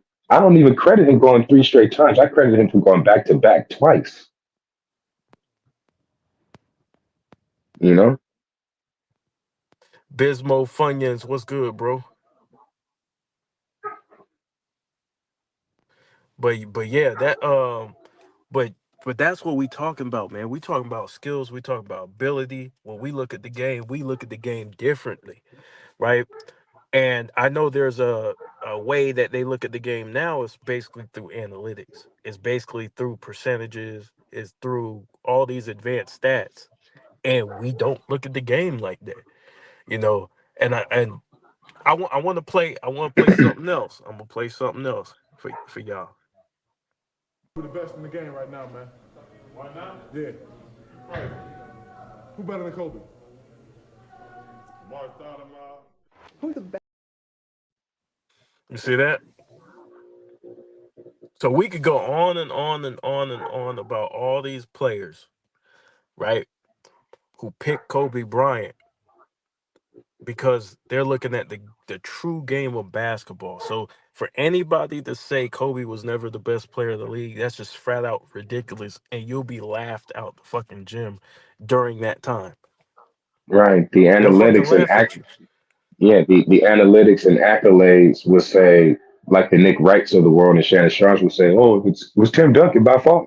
It's like, come on, Tom. That's what I don't understand, right? You watched Tim Duncan's whole career, right? And I was just like, he's winning MVP out of nowhere. I thought Jason Kidd should have won one MVP with where he just popped up and In was running with those 2003, Nets right? teams. In Yeah, I had the Oklahoma. lot. He was on the cover of Live. I'm like, this is the Yeah. MVP right here, pops. And it could MVP. have went, and this is why I tell people about the MVP, right? Does it mean something? Yes. But sometimes MVPs could go either way, and I go off of every year what type of season you had, right? Like, so if Jason Kidd had the season that he had, I'm not gonna say because the media didn't hand him an award that he wasn't, that he arguably was the MVP, MVP. Yeah. right? We could play I- games and act like he wasn't that dude that year, but if we look at what he was doing, bro, like it could have went either way. yeah. Yeah. So I He look was at doing. performance. He was on it. He was on his like. It was just the way he just picked that team up and just ran with them. I'm like, yo, man. I'm not even looking at the numbers. I'm looking at his impact and like as modern as Mhm. modern as I can quote synonymously put that with was Chris Paul's impact on the Suns in the bubble It when ain't they went going seven the when they statistics ain't going to show you this leadership on the court. yeah, so they went 7-0 in the bubble, and then on the full season popped up in the finals. I'm saying, dude, that's MVP right there. That's MVP stuff from Why where you they think were, why you think and they people gave it don't to want to give Jokic. Chris Paul credit? Probably I don't know. He was head of the players. He was a players union member, like a higher up. I think that might have been a little bit of bias, but Cuz he with he the horn, made him on every the team he's Hornets been was on. him on the Hornets. I think he could have gotten one with the Hornets. Or maybe the Yeah. Clippers, how fast he turned life around there too. But every team he's been on, he turned them around. Yeah, OKC too. OKC too. Yeah. Now we look he working on the Spurs right now. So, you know what I'm saying? Every team that he that's why they brought him in because they know this dude turns around teams, bro. Like he changes the culture. Like him, you may not like his personality, Hmm. right? But this is what he does, bro. I, He I, turned the Clippers into a fucking show. yeah, I loved him as the backup. I'm a Warriors fan, so I loved him as the backup for the Warriors running with Clay on the second team. I'm like, dude, him and Clay on the second team, that Yeah, sounds great. But they weren't seeing it that way. They were looking at it from an analytical standpoint. and that's the problem because, bro, like, To absolve Curry of that much responsibility and him and Curry on the court at the same time, a Chris Paul pick and roll with Curry running off a screen on the perimeter is nasty work, man. With Chris it's Paul with a lob dangerous. option, with Curry running around, they Hmm. don't see it that way. They see it, oh, look at the numbers and But he they didn't never play this got many Chris Paul games. a big. They never got him a big where he could just throw those lobs to like that. Because it's Lob City when he has one. Tyson Chandler, Yeah, DeAndre Jordan, Blake Griffin, they should have got an Wimby. athletic big. Yeah, yeah, for sure, for sure, for sure. Yeah, that's crazy, bro. Because like I be talking to people about Chris Paul, like in 2008, he was one of my favorite players. Like, 'cause I'm like, yo, this dude is the best point I guard was to me. now. You know who I was debating with? My boy. You know, me and him are kind of on opposite sides of things a lot. My best me and my best guy. The debate at the time was Darren Williams or Chris Paul, and I was taking Chris Paul, and he was like, Hmm. "I'm going with Darren Williams because Darren Williams will dunk on your ass." I'm like, "That's cool, but if that's going to be the only difference between you taking him and Chris Paul, that's not mine. I'm taking Chris Paul based on leadership, Hmm. his impact on the team, his even though he's ball dominant, I don't have a Yeah. problem with it. My problem with Chris Yeah. Paul is he don't shoot enough. He's a good shooter. Like in his prime, like some games it looked like he ain't never missed. Like he could shoot. He really It looks could. like his form looks like every shot could go in, Hmm. and his But he mid was range better is lethal. defensively. He was better defensively than Darren Williams. Yeah, he was a pest on defense, man, a Yeah. pest. And I like Yeah. that about him because he fights. Like you see where people try and post him up. He takes pride in that shit. He fights on defense. I think he's going to end up playing with LeBron That'll be somehow, some good. way. That'll be Man. that'll be good for him. I've always thought that would be the great fit for him in Cleveland. I was like, why don't Chris Paul go to Cleveland? I never thought of that, but looking back, I'm like, why don't Chris Paul go to Cleveland? Trade for That'll Chris be Paul. good for And you know what? LeBron. And you know what? That's what got Kyrie out of Cleveland because Kyrie Hmm. heard that and he was out. Hmm. Instead of adding Chris Paul, he wanted to trade for him. Like, oh, Yeah, yeah. cold world. It's crazy because I actually wanted to see that. Like I didn't want Yeah, to see a big three or nothing like that, but I would say, what if LeBron had a guy like Chris Paul with him? Like that shit would have been entertaining to me. and Like because just them two. we saw what LeBron had with just Rondo. Hmm. Yeah, Chris Paul, he has another ring. Yeah, Chris Paul would be. But see, I would be cool with that. Just them two. That's it. Yeah, I'm not. I'm just against three guys getting together. But you get But, just them two. That shit, I'm cool with that. but That would have been exciting. you know what would have been really, really cool? Well, If Chris Paul actually went to play with Kobe when LeBron formed his Miami guy. oh, that would have been that would have been too much because Kobe's never really played with a great point guard. Like Steve Nash, by the time he got there, he had injuries. Like he had nerve problems. He never really saw the court. But if you give Kobe a point guard like Chris Paul, who was locked down on defense as well, man, bro, they a terror on defense, bro, for real. Because Chris Paul would hit Kobe in his spots on the court for sure. He'll make sure Kobe gets the ball in his spots and get the hell out of the way. And Because they you be know, having Chris, I know fun. because that's the thing that I always thought the Clippers were missing, i.e., JJ Redick. JJ racist man, just he was the problem for the Clippers. We were like, why do the Clippers have a dynamic wing player? Oh, because it's fucking JJ Redick.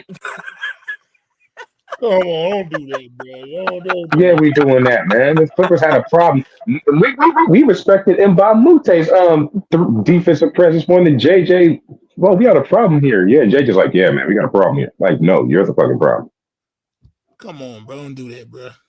And defense, and we never talk about his defense because there's nothing to talk about. It's JJ Redick. Like, yeah. That's why he puts Austin Reeves on these black dudes, man. You get torched out there, dog. Yeah, he It's be just getting different. fried. Spencer Yeah, man. Dinwiddie had a field day the other day. I was watching 93 Zay. You know how funny that dude is, and he was like JJ Redick is trying to be Austin Reeves out there. You know what I'm saying? Yeah, You shit was could guard these dudes, just spiritually challenging Austin Reeves to saying he could guard these guys. We can guard these guys. I'm like, no, you can't. you get. What's up, And now and Capo he, NYC? What's good, bro? but JJ was a Clippers problem when it came to Chris Paul being successful as well, man. Nah, Okay. we're not doing that, bro. We're doing it. We're not Yeah, we're doing doing that, it. bro. The He Clippers was a have been He plumber. said doing we He do was that. a he Nah, was we a not doing plumber. that, bro. We not He doing was that. a plumber for the Clippers. He was a plumber, man. He Nah, was bro, just getting by. he He was was getting 16 by with tonight. a good We're not shooting doing that. form. He has a good shooting form, He and like was he ain't even 16 making tonight, them, bro. man. Where was he? Where was his big off? Where was his biggest clutch shot in the playoffs, man? Where's No, was he JJ a Redick? star What's the player or problem? was he a role player? Granted, Chris Paul was hurt. Well, if JJ Redick made a few more 3-pointers, Clippers would be in a different place. That's factual. Nah, bro, we're not doing that, bro. Yeah, this time for that hold JJ Redick accountable for the years they failed. Let's hear his accountability on the end of No, it. he Because if wasn't I'm the in the locker superstar of room, the team. He was a role player. uh, if I'm in that locker room and I'm JJ Redick, I'm saying I could have done more to help my team win by playing better defense and making more goddamn shots. They all should say that, but especially when they blew that 3-1 lead to the Rockets. But And I'm my laying thing in is, he was the Redick. my thing was he was the primary problem. We're like, okay, they got Lob City, but they don't have a dynamic wing player. Nah, we not Oh, doing because it's that, bro. fucking Y'all JJ knew Redick. JJ Redick wasn't playing no defense for nobody. Jamal Crawford was more serviceable coming off the bench than JJ Redick. Facts. You want serviceable enough? Our best six Jamal man of all Crawford time, was shit. more than JJ No, Redick ever think of being. no, he's not the best 6 man all the time. He So one just of them. relax. He one of Well, them. his more is he's a higher ranked player than JJ Redick. Hey, Okay, let Don't me Jamal even see. come on, Crawford. man. Okay, let me Don't see give me what the you silent Jamal say. treatment. You know Crawford that's first facts. rounder Don't give players. man, come on, man. Don't do that. Don't give me the pause. Don't give me the silent No, treatment we're when I not say doing Jamal that, bro. Crawford over JJ Redick. No, You we're not doing crazy. that. JJ Redick was like the third or fourth option on the team scoring. No, And he was we're that not falling problem. for that. Y'all knew he wasn't playing defense when he got there. He wasn't Guess playing guess who defense. guess who Kobe was lighting up for on the Clippers? JJ Redick. No, Kobe lighting up everybody. They ain't saying I nothing. know, but JJ Redick too. But he was a problem. It just That hence was he an was their insult. problem. If Kobe He would have sees lit up JJ, he Jamal frying Crawford. his He ass. would have lit up. He would have lit up Chris Paul and Yeah, everybody else talk right about there. that, man, because he was a plumber too. You want to call people plumbers? Well, he needed a job. He needed to do it better Bro, at his JJ, job, and he knows he could we have better can't at his believe job. that, bro. We're not doing that, bro.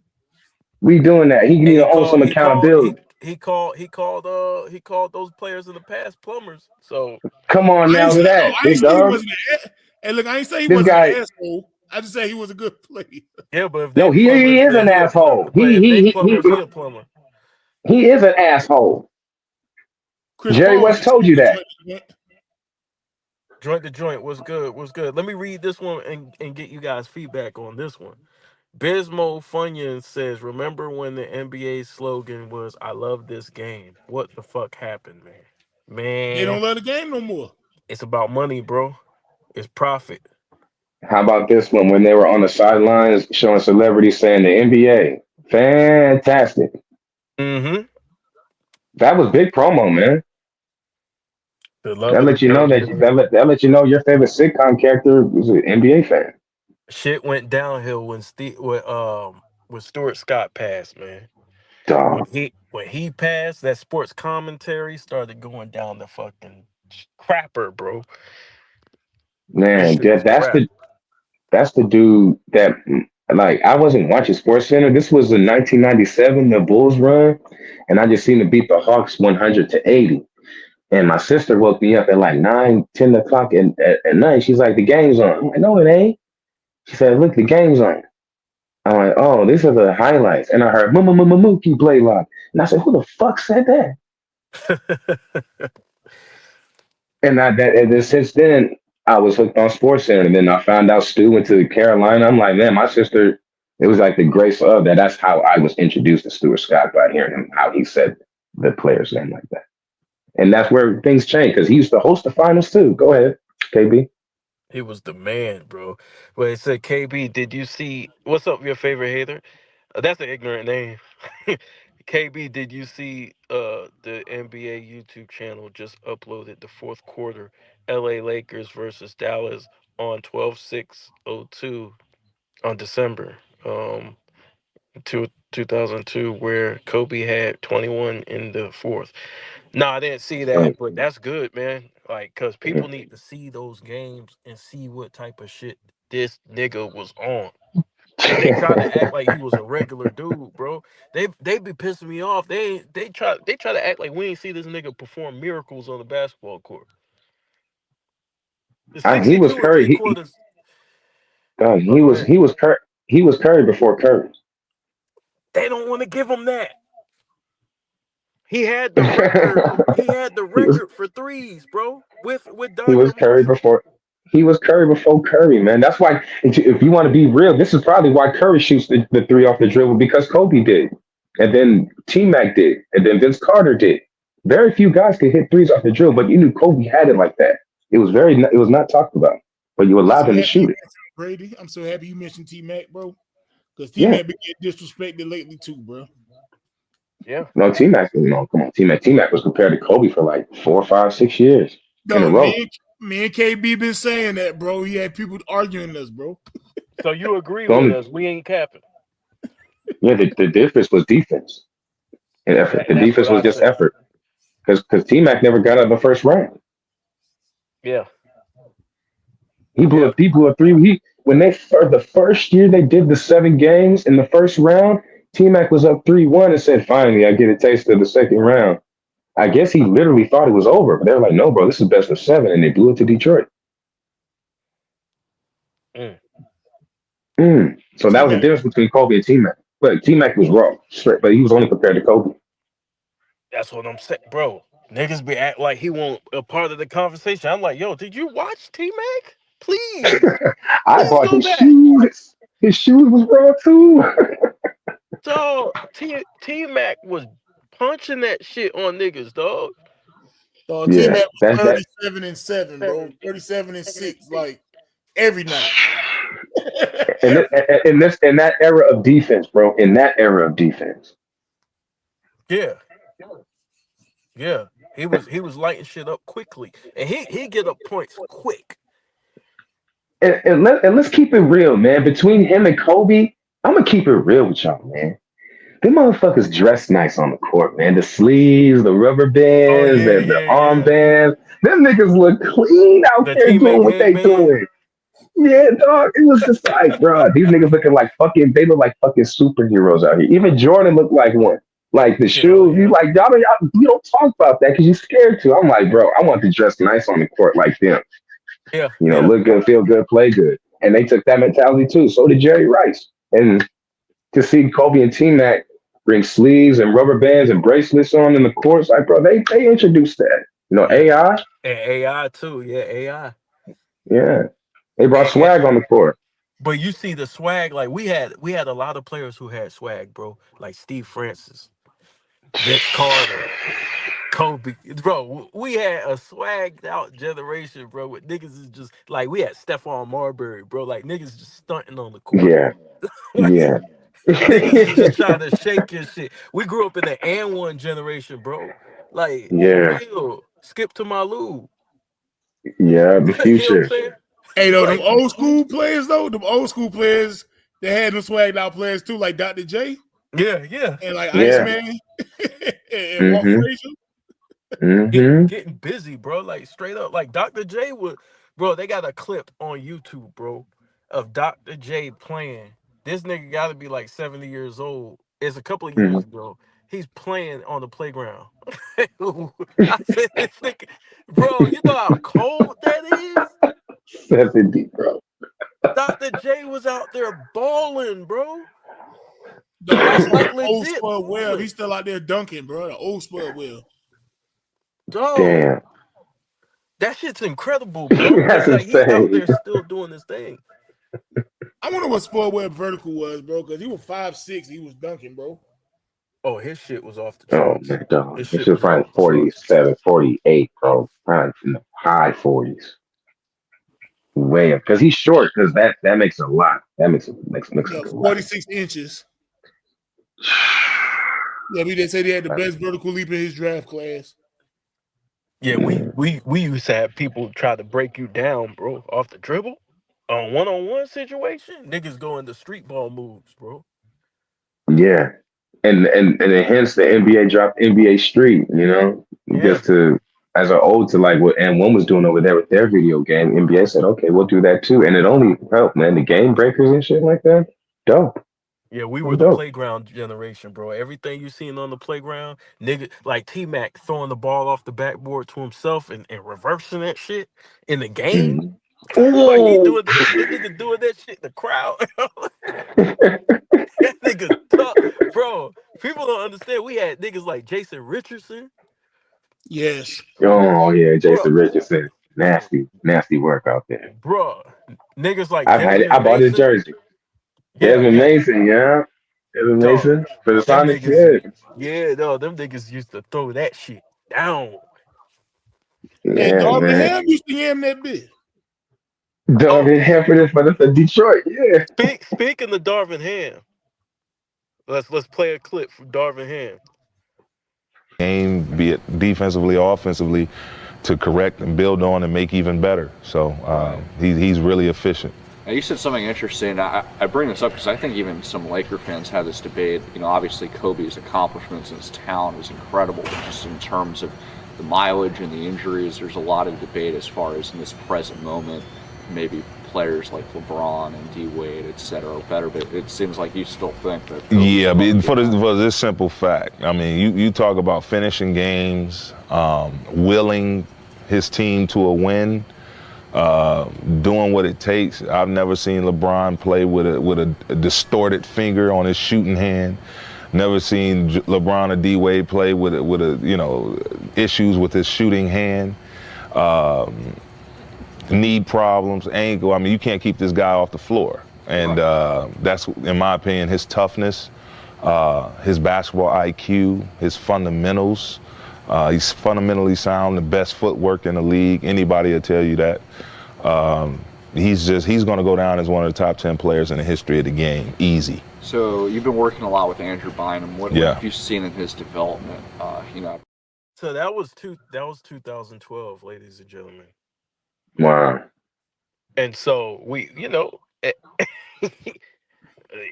forget some of these interviews, man. We forget some of this stuff that the players were saying. And go ahead, my fault. I'm gonna finish up real quick.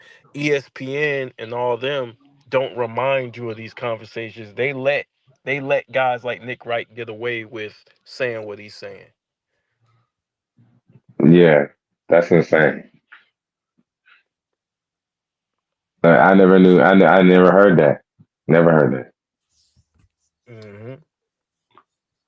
And it leaves you like in shock to later on he ended up coaching LeBron. You know what I'm saying?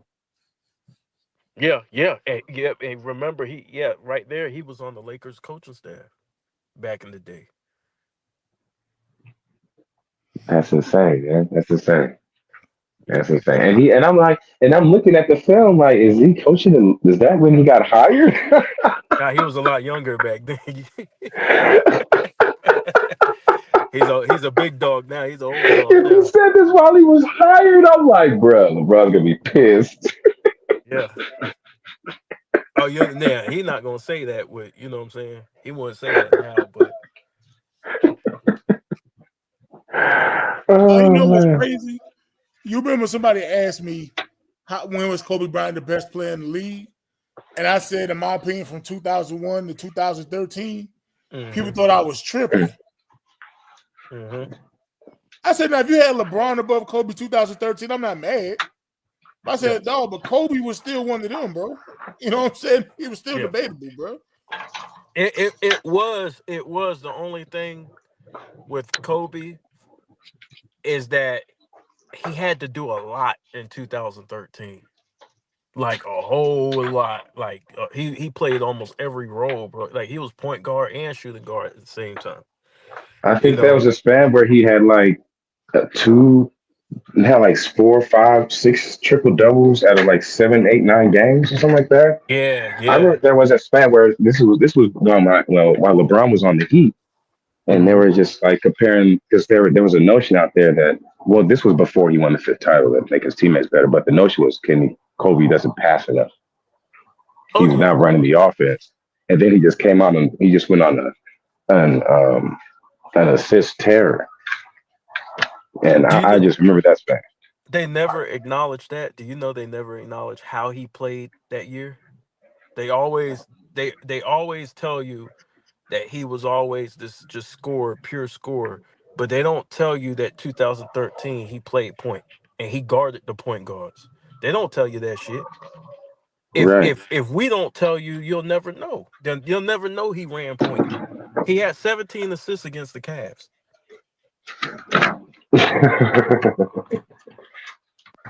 Kobe could pass the ball. He was a shooting guard. So when people and that's you took the words right from me. That was his job. Exactly. Niggas be He like, has a niggas be role. like, oh, he shoot too much. Him and George shoot too much. Nigga, they're shooting guards. Kobe's not a role player, but he plays his role. He's supposed to shoot. He's a goddamn shooting guard. Right. I'm like, He's what are we talking about? why I you like never him? looked. Because he takes a lot of shots. Nigga, he's a goddamn shooting guard. Shout out to Latasha Allen. She said, "Be serious. Kobe Bryant wasn't the best from 01 to 13. Why not, Allen? Latasha?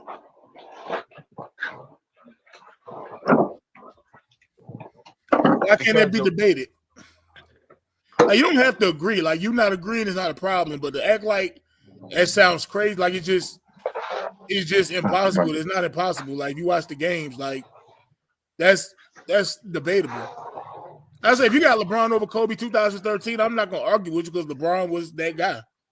But like Kobe was still that guy too. People make it seem like after he won his fifth championship, he just fell off the map. Like, nah, yeah, he was still 2013, one of his best seasons. he was still top guy even after after 2010 till the 2013 when he got injured. And And I before guarantee somebody you, Was the bring last game of the season, I think it was.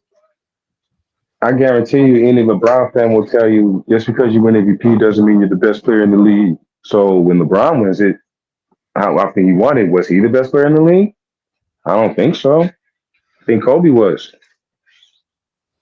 but that's why I ask him, well, what about Steph Curry? Steph Curry won MVPs while LeBron was in the league. That don't mean he better.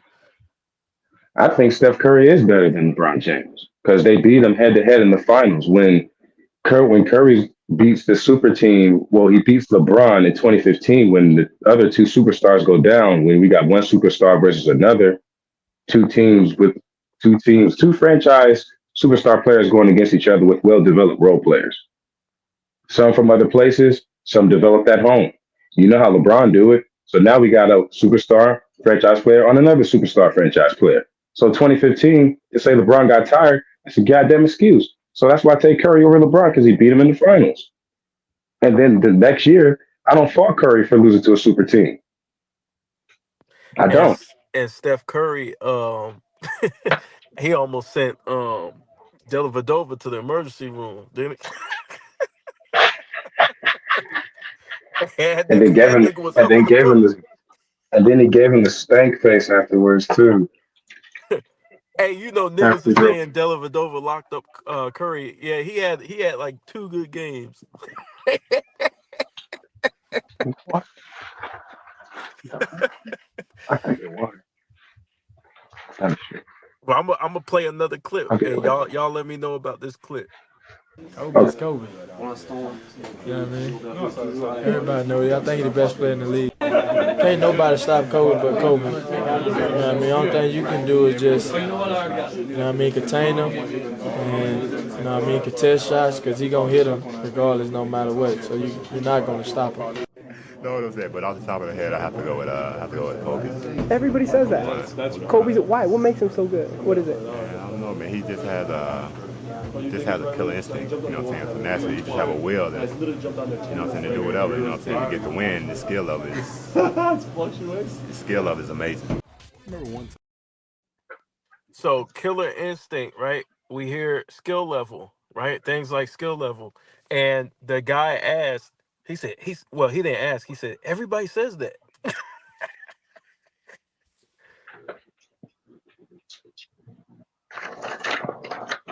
That's wild.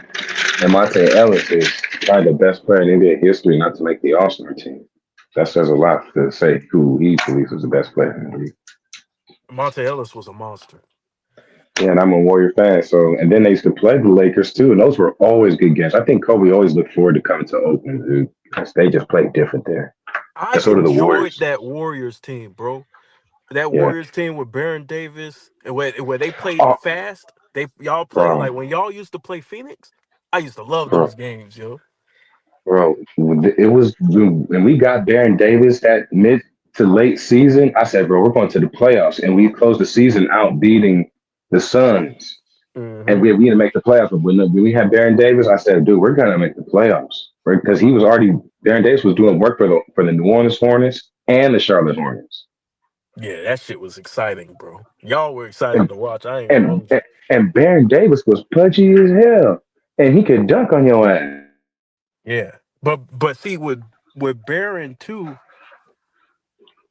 with Barron too though, he's one of those other guys like we were talking about earlier with the street ball element. Yeah, Like he could he's break. He got some ankle breakers out there, bro. yeah, he was very slept on as far as very good point guards were. I wouldn't say great. He played great, but as a career totality, he was a very good point guard. Yeah, yeah. He man, he'll fuck. He had the handles. He had the athleticism. Hmm. Like, and he would show off. He would show that shit off, bro. Like, Hmm. Latasha Allen, you more than welcome to come up if you want to. All jokes aside, you who's want that? to somebody in the comments salute to her. You know what I'm saying? Anybody else that if they all come up, man, I'm more than welcome, man. We talk this basketball talk. Oh, Okay. she does this thing. Steph couldn't bail himself out when he was up 3-1.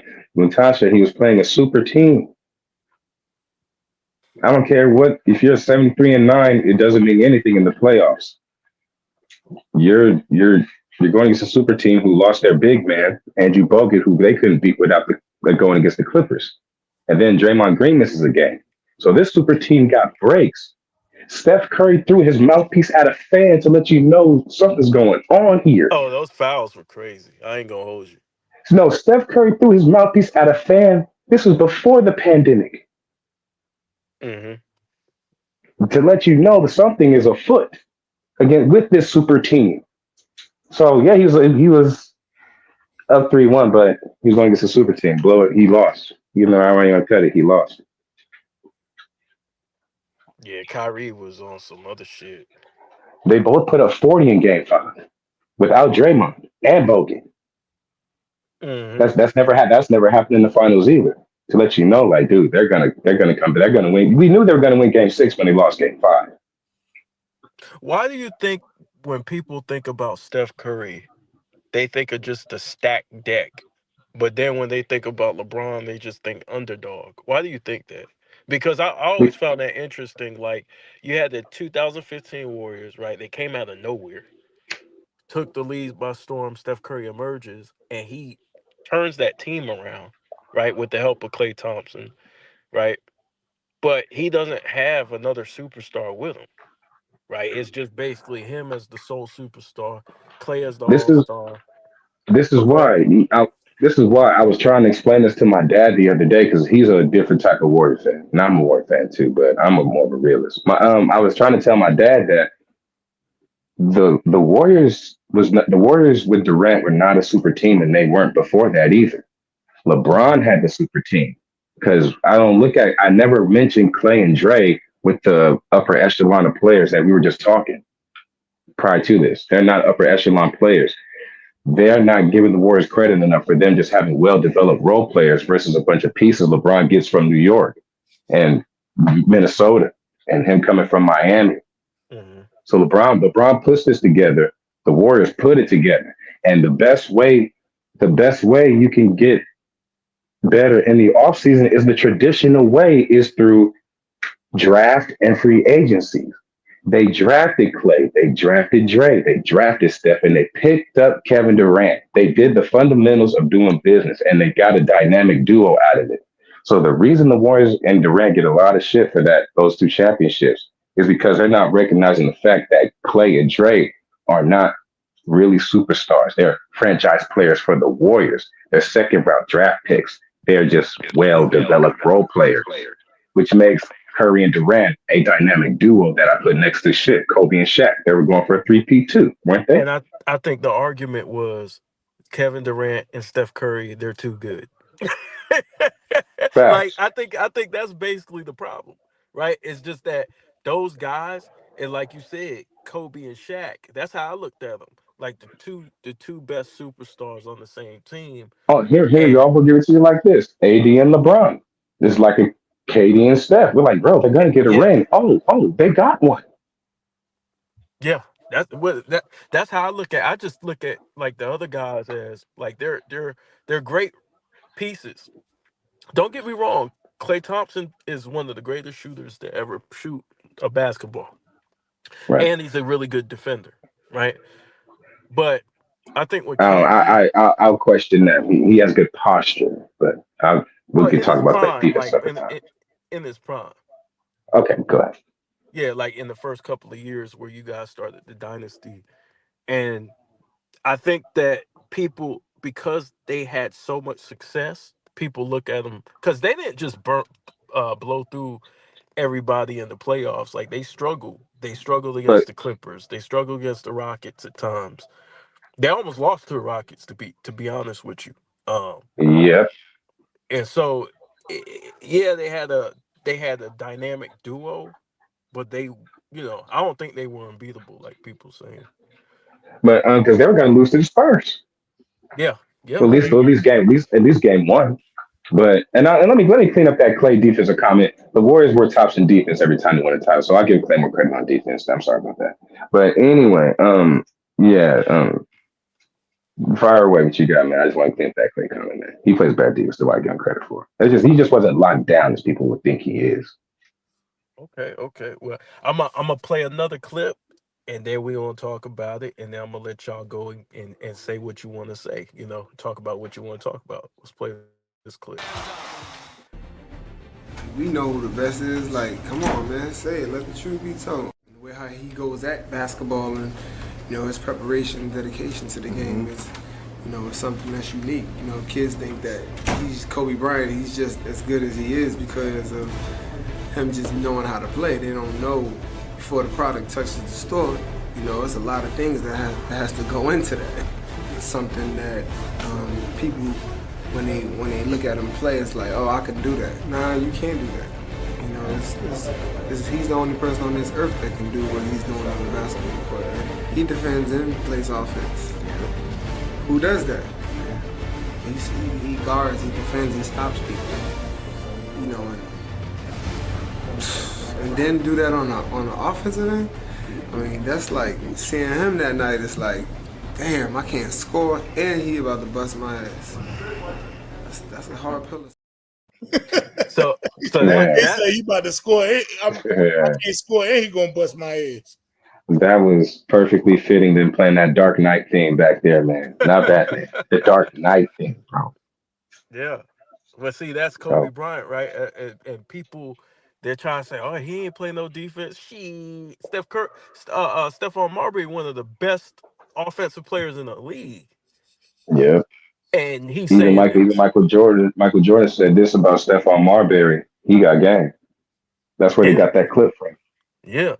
So you got guys like AI. You got the top scorers in the league. Think about AI, T Mac, all of them telling you, yo, they like Kobe is that dude. But then you got guys online telling you he ain't. And then you got Gilbert Arenas, the only one who Kobe actually locked up, by the way, the second time they played. But he ain't gonna recognize that. But all of these dudes are saying the same shit, bro. Yeah. So who's It's like capping? they're paid. And then I look at the majority of the people. Like I look at it like this. Like if you're on, I look at the people who are on the side of Kobe not being better than LeBron, and I look at the people who think Kobe is better than LeBron, and I say pick which side you want to be on, and I'm on this side because majority of the guys, well, I would just say the loudest guys over there didn't even play the fucking sport that have LeBron over Kobe. They didn't even fucking play. Shannon didn't play. Nick Wright didn't play. Colin Cowherd didn't play. Stephen A. And you Smith can didn't play. and you can have that. Like I'm not trying to control people. This is the weird part about it, right? It's like they trying to control your opinion, and then Right. like they'll present to you like this chart, like this pie chart, right? And then when you don't believe in the pie chart, they bring out a bar graph, right? And then when you Right. don't believe in the bar graph, they just start bringing up other shit, and then you're like, well, I still don't believe you, bro. Like like you're you're crunching numbers, but I don't look at the game through that. I look at the game with the product on the court, what happens on the court while I'm visually watching. So when you uh when you get debates like that, it's like, bro, I got the way I look at the game. I got what I value as greatness. You got what you value as greatness. Obviously, you value something completely different. But I'm not trying to control what you think. That's not my job. My job is not to make sure Alexander X has Kobe as the GOAT. That's not my job to make sure Big Dog Talk Sports comes up here and kisses Kobe's ass. That's not, Right. it's not my job, bro. I'm just coming here presenting a basketball conversation, and I want to talk about what happened on the court that we watched. Mm-hmm. I don't want to talk about a sheet of paper. Real talk, man. I never kept up with the scoring unless it was posted on the screen. Oh, Jordan, game high. I was like, oh, Jordan has a game high. You just look left and right and just say, all right, next possession. Get this win, man. Yeah. That's why a lot of people didn't know Kobe was about to get 81. We only started really thinking about that shit when the nigga hit like 30, like 35, we like, oh shit. Oh, We sure. didn't Right. we didn't even know. Like, you know what I'm saying? Like, we not really crunching numbers like that during the game. I didn't even know what percentage he shot when he was shooting and shit. I didn't care. I knew he was I hot. didn't care. I didn't have Yeah. to read the stat sheet to know he was Yeah, hot. that percentage stuff, like it's I don't know. Right. I just know he put a 53 in the second half. Yeah, I was seeing I was seeing a miracle. I was Like, seeing and you Hey, saw a look. nigga wilding. Hey, look, man. And look, I lived in the Bay Area at the time, and I remember that entire day. I just came from watching the Bears beat the Saints in the snow to go to the Super Bowl. So the Bears are going to the Super Bowl. And then I go to ESPN News, and they have that little square ticket that says Kobe scores 81 points. And I walked to my grandfather, the one you watched on YouTube, the one Yeah. you watched on YouTube.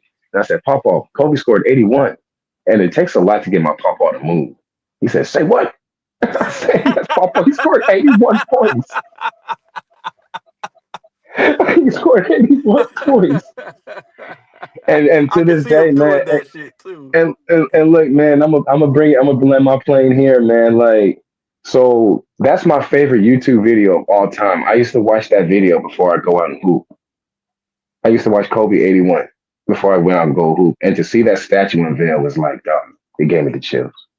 Yeah. Like, damn, And bro. that's what Kobe did. My favorite YouTube video of all time, and then a statue out of that shit, bro.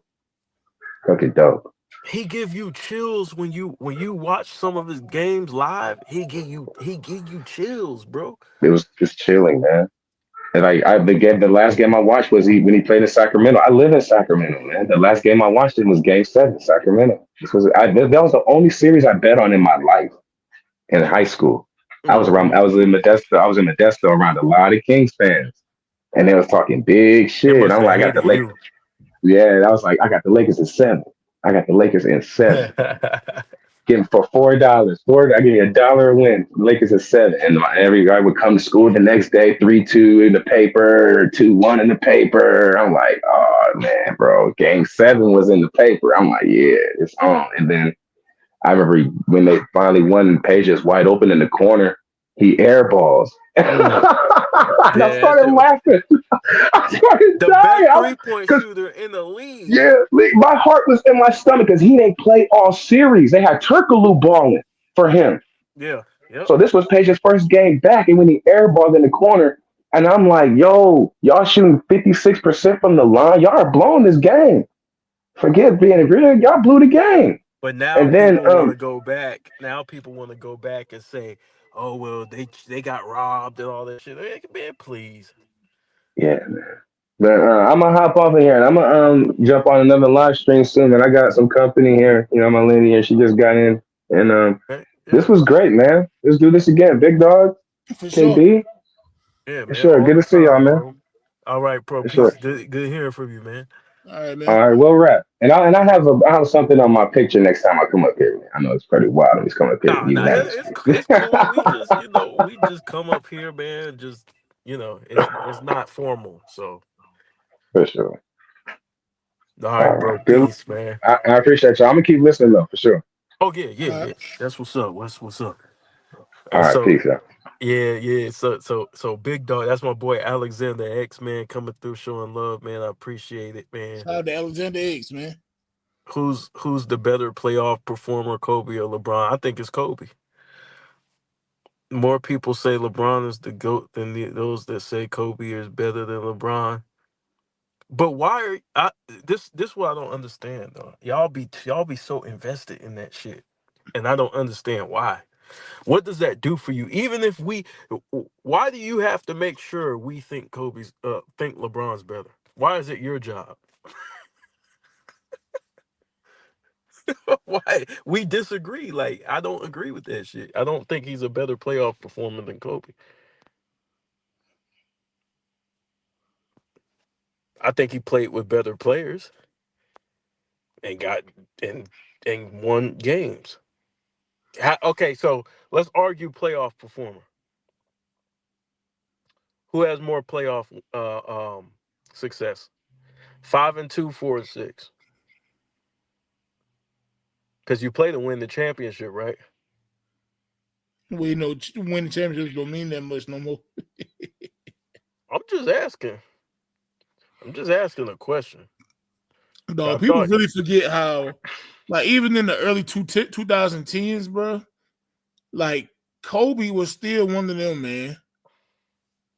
That's why I remember they did the 2010s all-decade first, second, and third team, and I think Kobe might have been the second or third team. I can't remember. Yeah. And I think Max Kellerman, was it Max Kellerman? And somebody asked why was Kobe on the list? I'm like, bro, do you know them? Yeah, bro, do you know the first 3 years Kobe was still arguably the best player in the NBA? Yeah. It was either him or LeBron. If you had LeBron, cool, but Kobe was right behind him. If you had LeBron number one, Kobe was right behind him. I'm like, bro, people act like after the Mavericks swept the Lakers in 2011, that Kobe was just done. Like he was just finished. Like, no, bro, he was still arguably the best player in the league, bro. I think you know what I think it is too with a lot of people who love LeBron. I think they try and get revenge on Kobe. I think because I had heated conversations in 2009, 2008, 2009, and 2010 about how LeBron was better and all this stuff. And then Kobe, because I used to have these arguments with a coworker all day. This is why I don't believe LeBron's better than Kobe. I used to have these arguments with a coworker every single day about LeBron all the way up to the finals, right? And when Kobe won the first chip, they said, okay, you got that one, but LeBron's gonna meet you there, right? Mm-hmm. Then the shit didn't happen, right? I was at a bar full of Celtics fans hating on Kobe in 2010. Everybody wanted to see Kobe lose in the bar. I think you were there. I might have been. I remember one time we was at a friend of yours' house. No, we went to Wild Wings. We watched that Wild Wings. We were near No, Bron. one game, I can't remember which one it was. I think it was like game 5 or something. We had watched it at a friend of yours' house. There was You talking about guy. Eric? You talking about Eric? And I think his girlfriend stayed with him too. Remember, she cooked that stuff for us. Yeah. Hey, that's a long time ago. Yeah. Yeah. Shout out to Eric, man. We used to watch every Laker game that came on back during that time. But yeah, man. So we at the bar, right? So he beats the Celtics, right? He does something that none of the other niggas could do. D Wade couldn't do it. LeBron couldn't do it. That was the team to beat back then, the Celtics, right? Mm-hmm. So after he wins, there was no more talk. It was Kobe is the best player in the world. And then LeBron, he was getting cursed out by Stephen A and all these people on TV, right? They were going in because he had left Cleveland and went to Miami, and everybody was on his ass, and he had a lot of pressure to win because the legends were talking like, "Yo, this dude, he's not that good. Like he had his opportunity. What you gonna do?" Because they were criticizing him for dancing and doing all this other extra stuff on the court. Right. I remember I was there. They accused him of not taking the game serious. a lot of the teams, they went under the screens on him because he didn't have a consistent jump shot. Right? He didn't really know how to read certain coverages, like certain zones. Shane Battier had to help him out with that later. Right.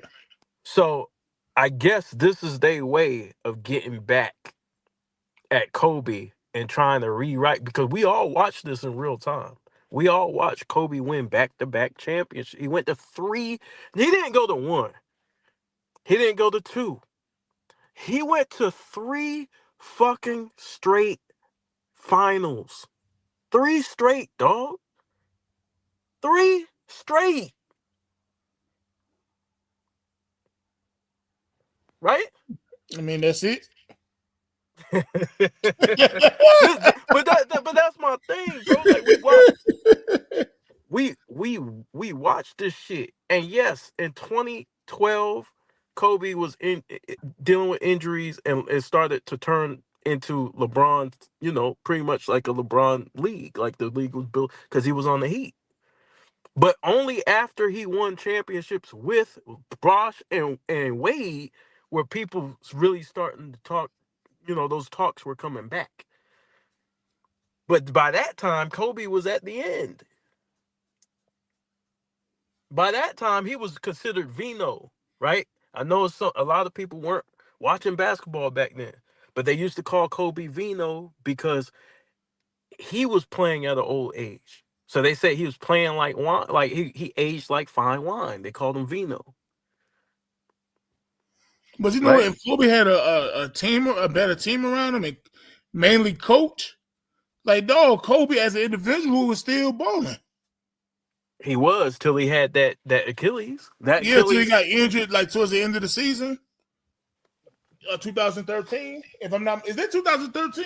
Yeah, 2013. He Yeah, that's where Dwight Howard and all of them was there, right? Yeah. Yeah, that was 2013. But look at how Kobe was playing, bro. But see, they don't understand. After that, he wasn't the same player. So he was out of the conversation after 2013. Yeah, after 2013, that was it. Yeah, but 2013, go back and watch him play.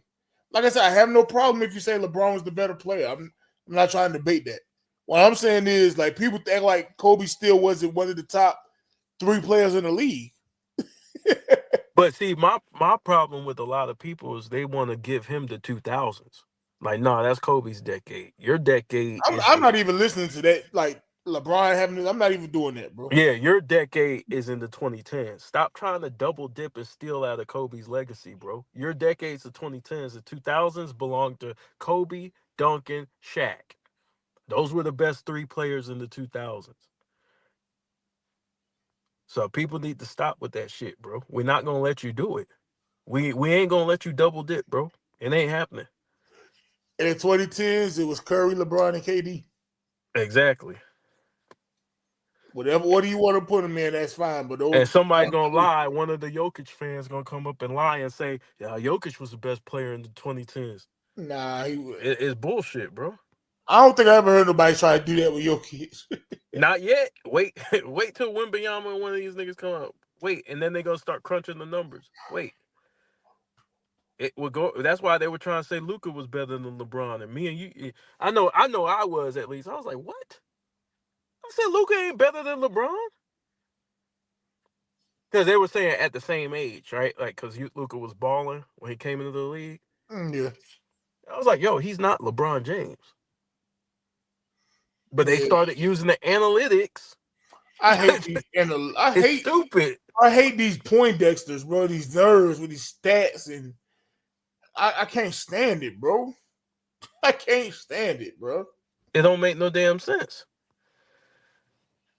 We ain't gonna act like we ain't watching LeBron. We just gonna look at raw stats and not look at LeBron's athleticism, bro. We not gonna look at LeBron's athleticism. We gonna ignore that and just look at numbers. Like, come on, bro. We gonna ignore the defensive end of the side of the ball to focus on just playing just the scoring and assists. Like, bro, come on, bro. But I'm gonna play another clip. He rates right there, probably with Jordan. I mean, Jordan will always, to me, be the best of the best of the best, but, you got to put Kobe there, and that's where, Dwayne and LeBron and Carmelo and all these other guys one day would like to be considered in that group.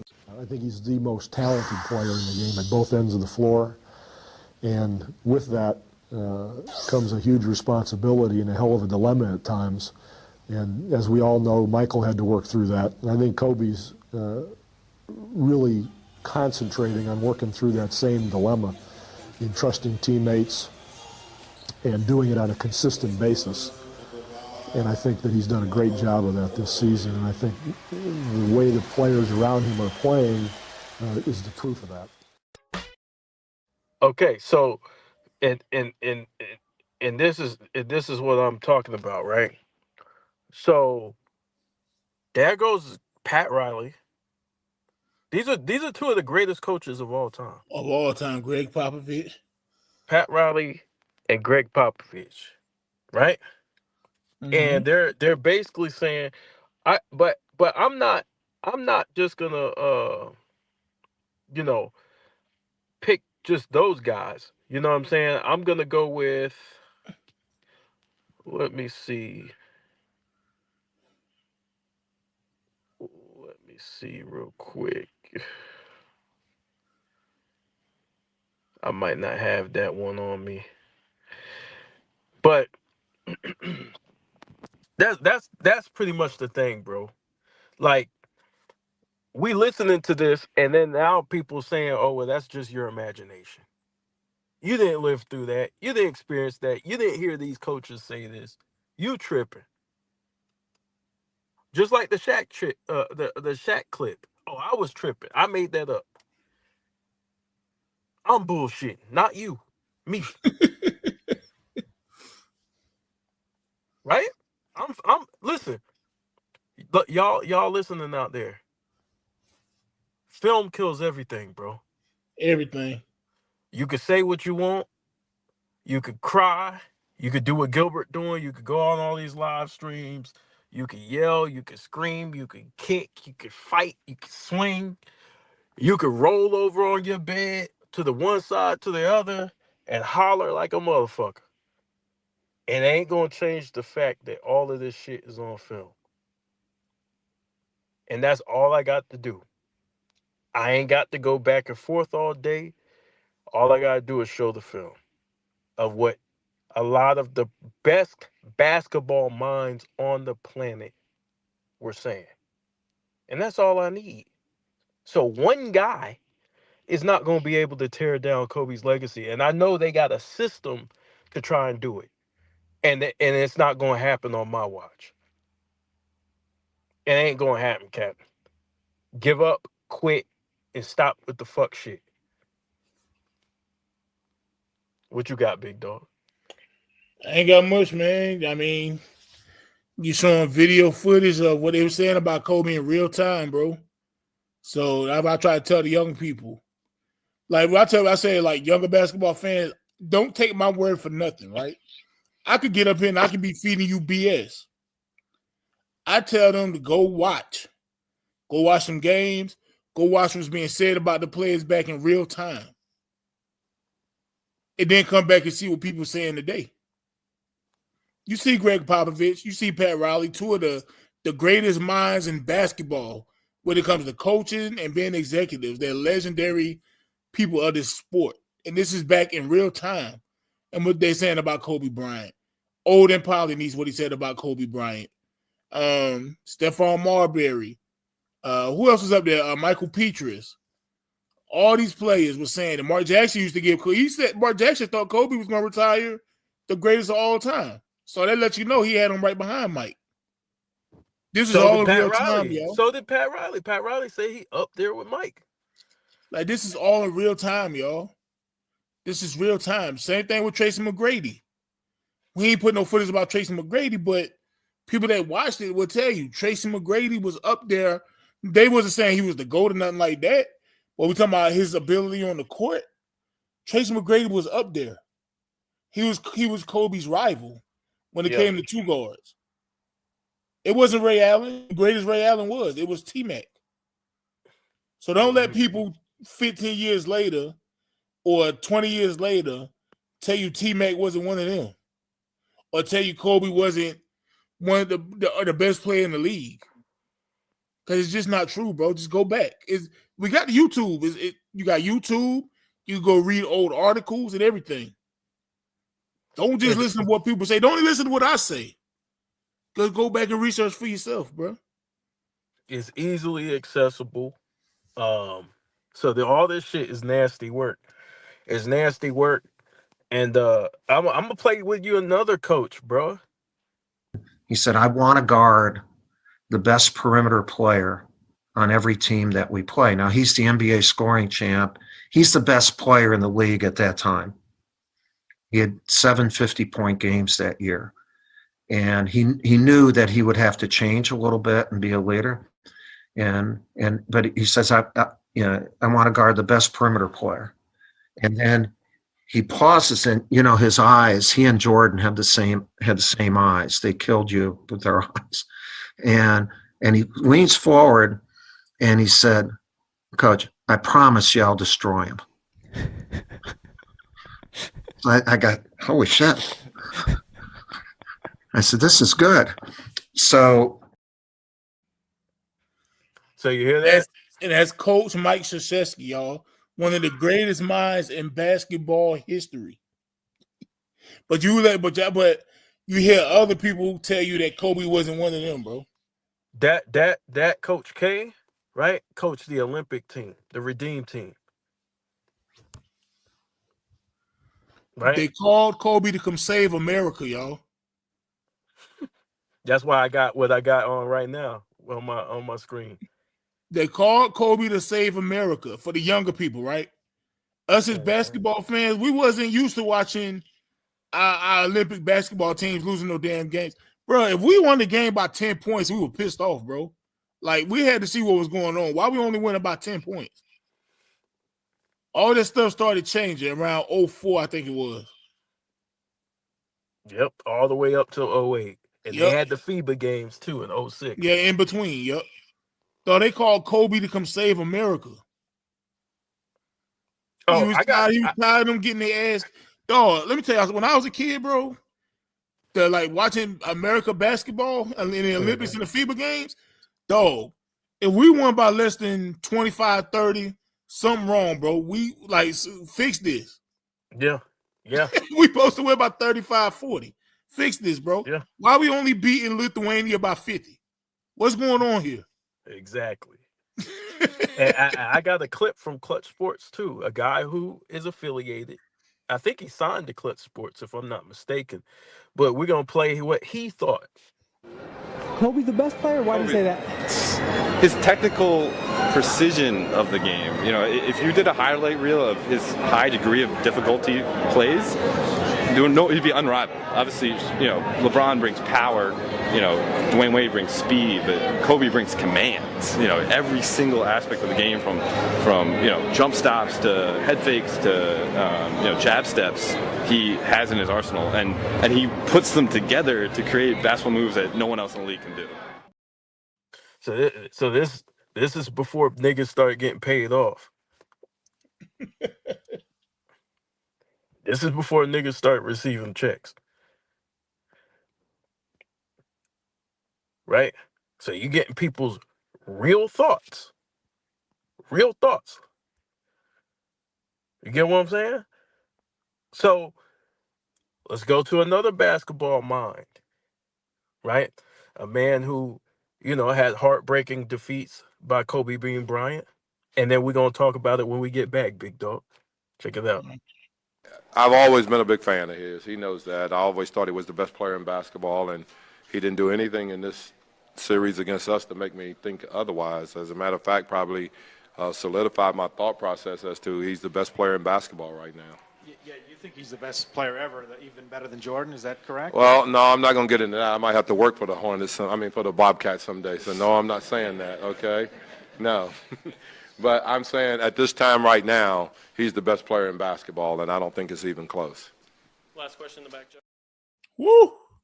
He says it's not. He don't think it's even close. But people want to say, well, what about the stats? What about the numbers?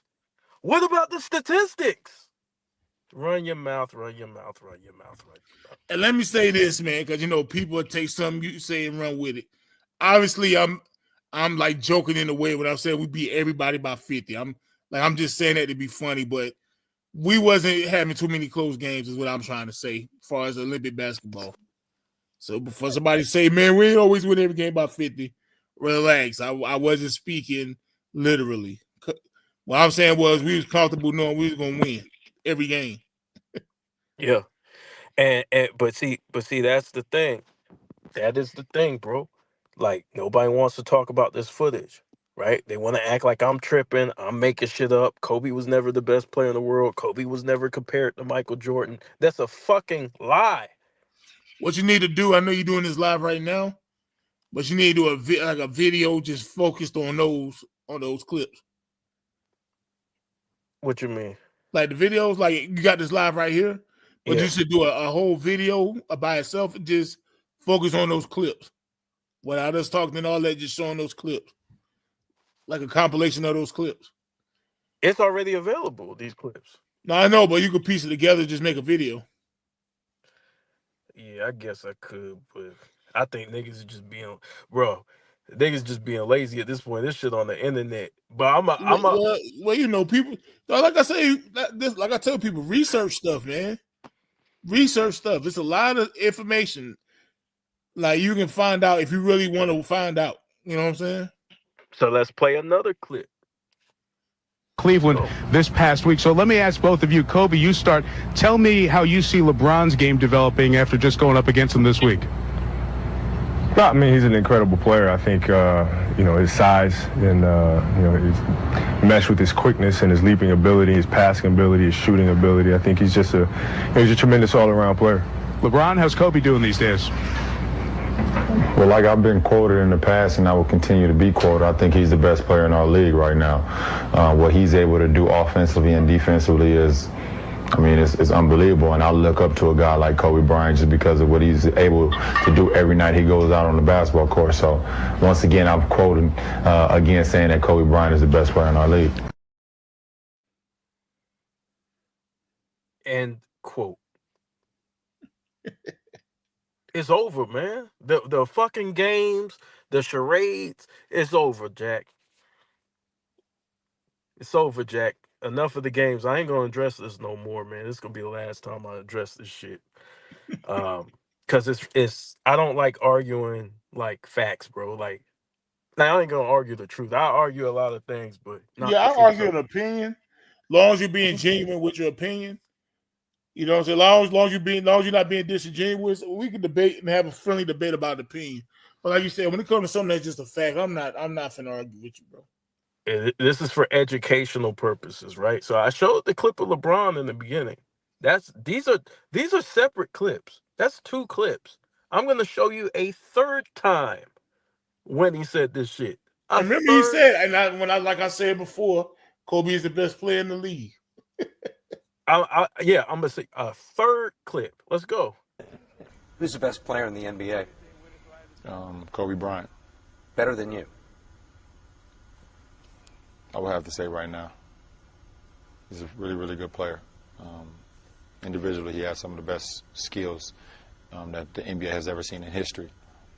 And he's shown year after year after year why he continues to be one of the best players in our league. I'm getting better, though. So, the best skills in NBA history. One of the best skills in NBA history, right? So the players were looking at skill. They were looking at his ability on the court. Not one nigga mentioned a stat sheet. Not one. And they're not going to, because they're talking about what's taking place on the court. They're not talking about what's on paper. They're looking with their eyes, and they know what they're watching basketball-wise. Yeah. So at the end of the day, I can keep going with these clips, but I'm not. because it's too many clips. It's just too many clips. I'll be on here all fucking night. Yeah, man. So I'm about to lay it down my damn self for real. So I basically proved my point. Disproved theirs. Like the video, share the video, get this information out. This video, I'm not saying Kobe has to be better than LeBron in your opinion. I'm not saying that. You can have LeBron wherever you have LeBron. You can have him number one. I don't give a fuck. But you're not going to dig in Kobe's grave and rob the grave. You're not going to do that. That shit ain't happening. But anyways, we're going to go ahead and get out of here. You got any last words, big dog? Nah, man. Everybody be safe, man. If you're in a snowy, icy area, be safe, man. If you're in California, man, and you're in that situation with the fires and stuff, man, I pray for you all, man. And I'm out, man. All right, y'all. Peace.